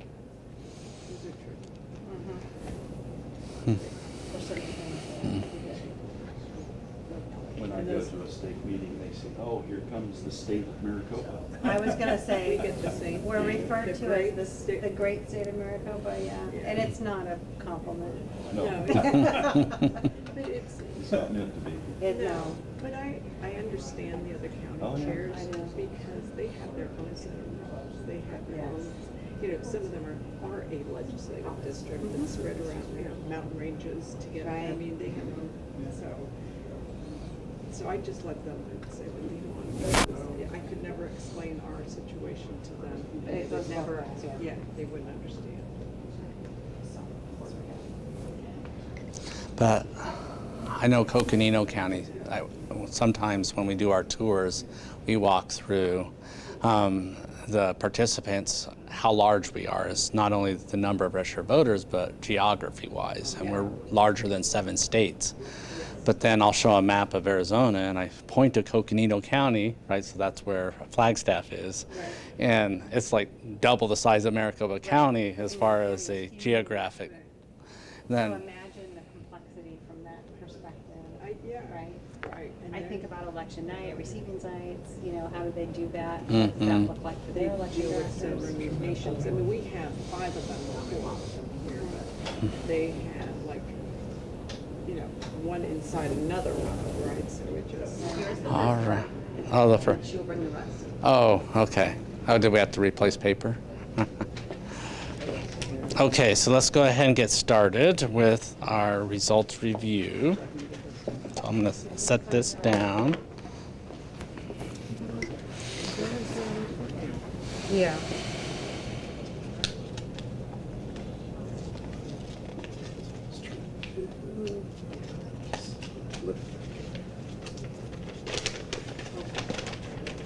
Oh. So the first piece of good news is there's 20 total ballots on the first page, right? And that's how many each were. Oh, here's the back. Did we run out of paper? No, I just wanted to get you started, and then Oh, I said okay. I'll bring the rest when it's finished. Oh, okay. If we can put this at the bottom. Oh, yeah. Okay. All right, so let's first go to, the first ones that should be at the top are U.S. Look at that, there's something on the back. Democrats. So that's Yeah. 10 and 10. So we can So that's just go, the total 20, that's just total page. Mm-hmm. so we could take the Democrat sheets. Oh, yeah. Because they're all Democrats. So Oh, we need this okay. because they're split by party? Yeah, Yeah, okay. So what if we put all these down, oops, here's around, And then you can, right? Is that what you mean? yeah, and then you Put 'em can, like this? I think that's it. Okay, so we'll have to share this piece of paper. Okay. I think we know how to share that, right? Yes. And then we don't need all the This libertarian. page. So for our viewers online, so they, Put that back over here for the. the political party, the representatives filled out their ballots. They then hand counted the results from those ballots. They sealed those that were in that affidavit envelope. We've ran the ballots now through the tabulators, and we've compiled all the results in our election management system. So now they're going to compare the hand counted results with the election management system to make sure that they match.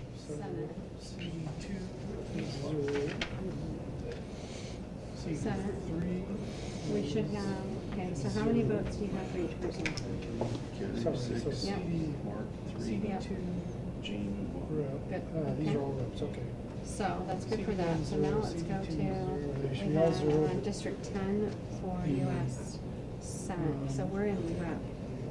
So maybe we skip, Yeah, oh, there's those, the sorry, Senate. those are all. Oh, I see should there, all be Senate, zero. Senate rep. So we gotta go to 10. Where are we at? Yep, 2? all zero. 3? All right, so state senator, LD2 is 0, Okay, so we're going 10 Senate. LD3 is 0, In Senate No, LD is 2 for David. 1 Okay. for Christine Marsh. check. All right, so now we gotta go 14 Senate. 0 and LD5. So it's easy when they're voting for U.S. Senate because U.S. Senate appears on every Democratic ballot or every Republican ballot. So for the 20 ballots, 10 each that they voted, that appeared on all those ballots. But when you get to state senator, that, right, I was mentioning, we have 30 different legislative districts that crisscross Maricopa County. So depending on the ballot style and the precinct that they selected, they would have a different state senator that they were voting for. So they're currently going through each of those legislative districts, state senators, to make sure that they match their hand count results. Got it? Janae. Okay, and then we need to find the board of supervisors. So I should continue. Oh, supervisor. Richards and Oh, hang on, LD13 supervisor. got 2. So we have District 1, Supervisor District 1. Oh, yeah, sorry. So now they're moving on to the county supervisor contest. And why there's not as many county supervisor districts in Maricopa County as legislative districts, there's 5 different ones. So again, depending on the precincts that they selected, they may have a different county supervisor that they were voting for. 16 to 20. And then the last one will be the county attorney, and that is across the entire county. So that would be on all the different ballots that they voted.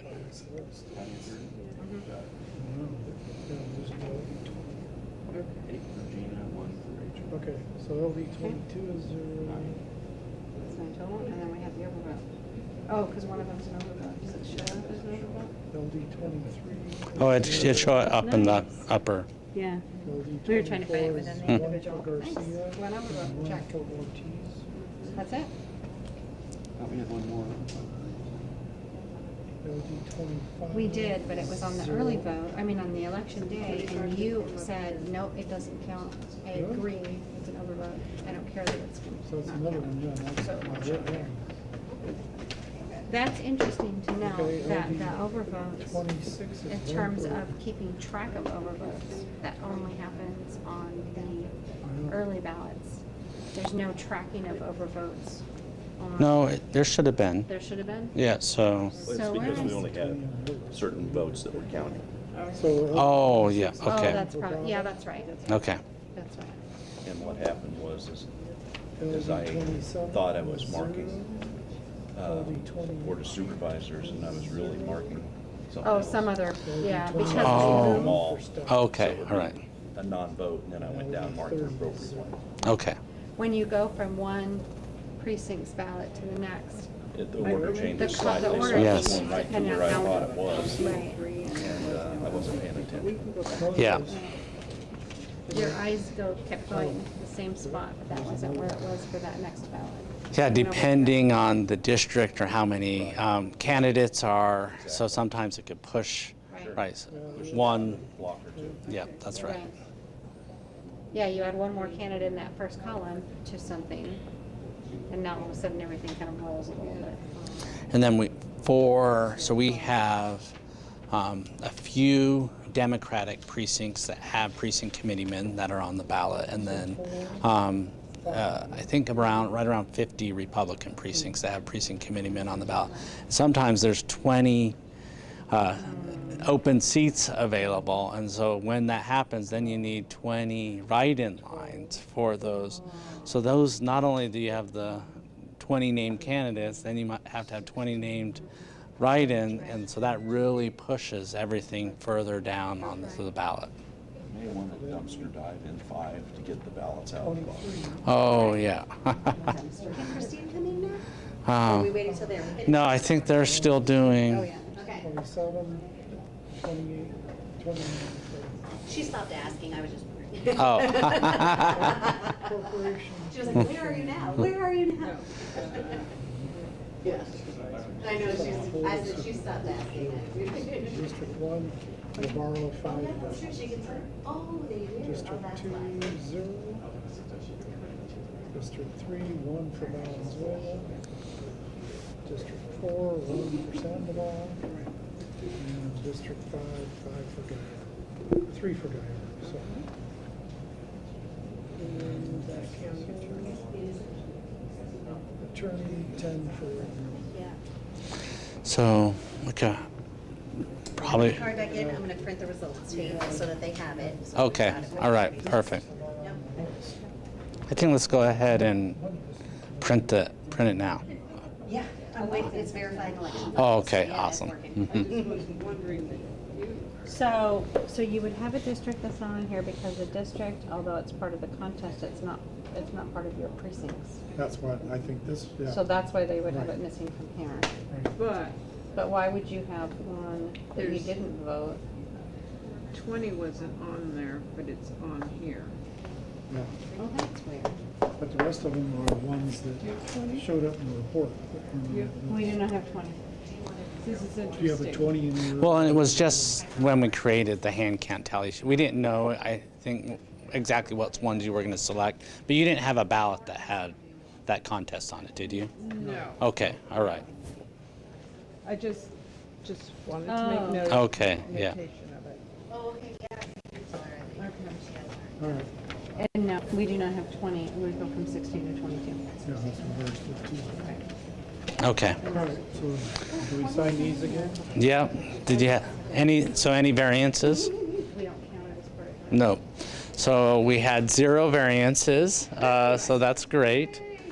So we're printing the results tally receipt from our precinct-based tabulator. We can invite our deputy elections director back into the room, and then we can begin zeroing out, and then we can do our favorite part of the logic and accuracy test, which is reviewing zeros again.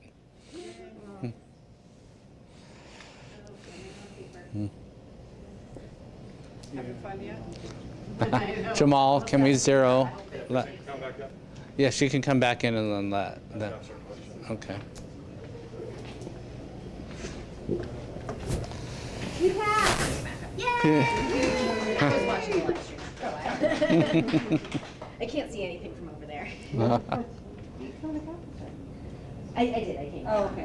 I just ran it. When I saw you guys were had results done, I was like, I think they're almost done. I ran and grabbed myself. Okay.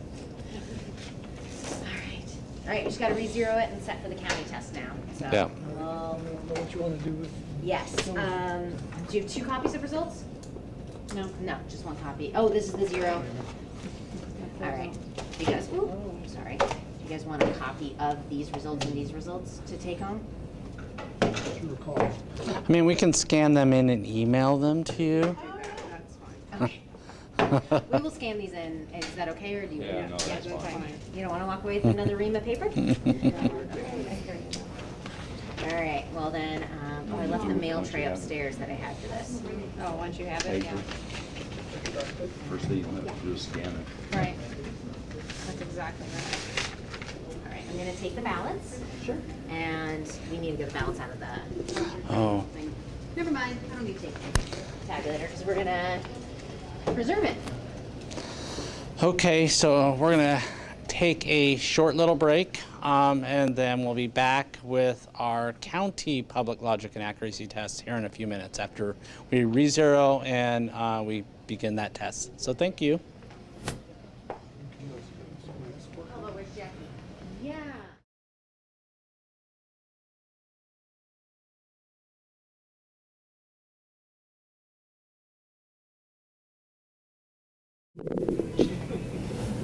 All right, so that was.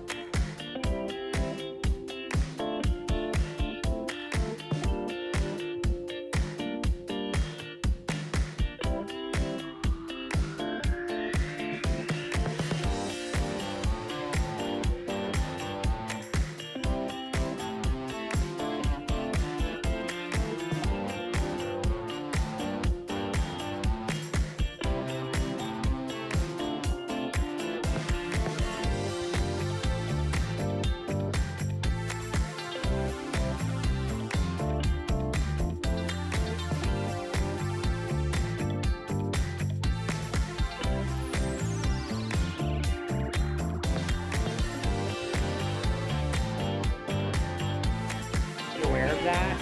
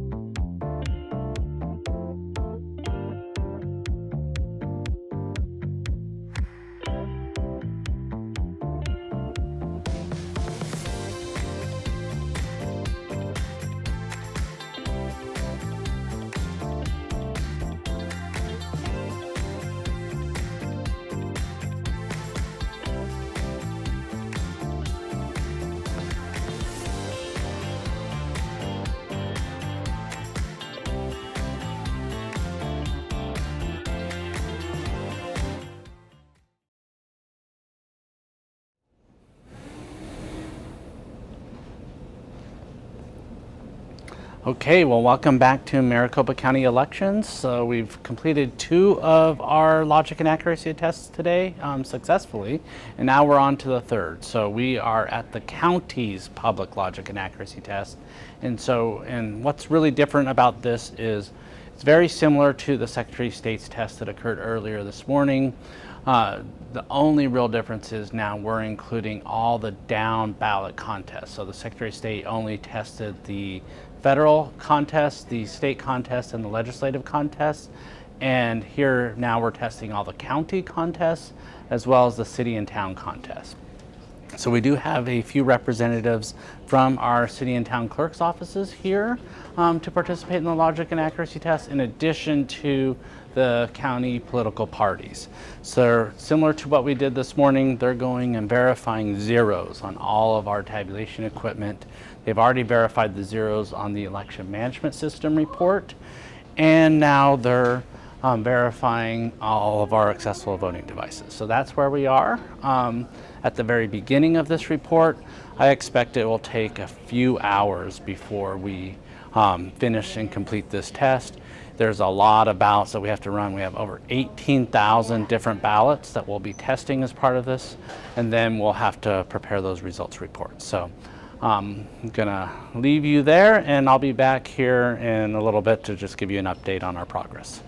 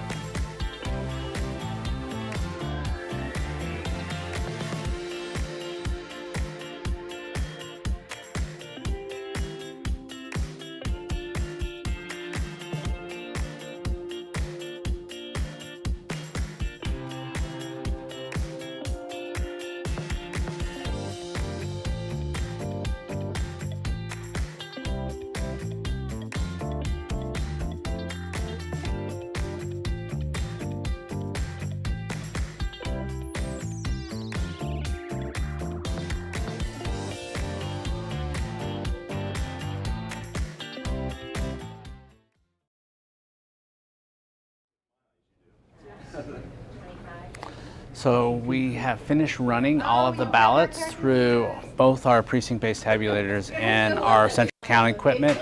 Now we're checking numbers, so this would be a similar process to after each end of shift to verify the number of ballots we ran on each tabulator. So we're documenting that on a log, and then after we complete the numbers check, we'll move on to our electronic adjudication test.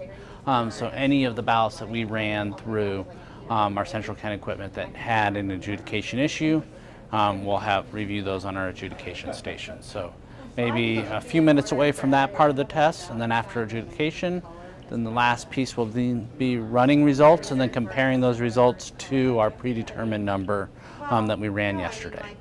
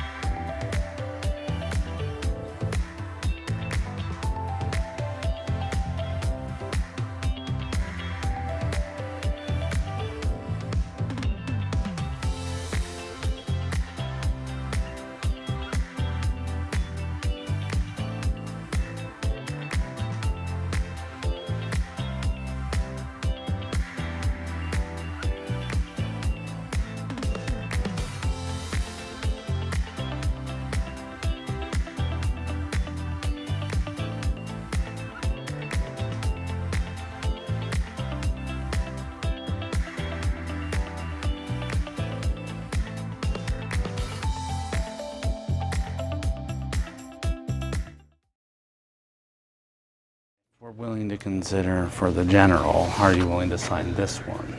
Okay, Scott.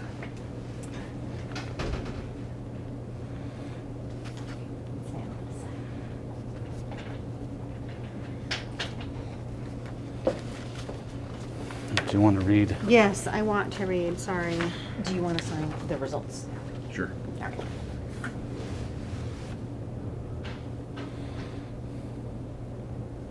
What's happening? All right. Here you go, Scott. You want to do it right to the camera? So, No, what? Oh, Michelle. Oh, did I send it? Okay. And here's hoping for about a 90% turnout for a change, you know, instead of what, Yeah. 49% PPE. Well, the last two presidential our primary elections, we were right at 35%, which were some of the highest in the last Really? several decades. See, so. I don't understand that regardless of who you want. I don't understand not voting. That apathy is just beyond me. I mean, to understand the constitutional republic, you don't want people to come in there and rule you. You want to elect people to represent you. And it's the Okay, so right to vote. we are completed with our county logic and accuracy test. So this is the test that confirmed that all, as well as the federal, state, and local contest, all were confirmed accurate and ready to use for the upcoming election. So thank you, and we're going to go ahead and sign off for the evening. And remember, tomorrow's first day of early voting, so if you're on the active early voting list, you'll be getting your ballots mailed out to you. We do have 12 voting locations that will be open as well. So go to locations.maricopa.vote. Thank you. Bye. The reference to the EPM is really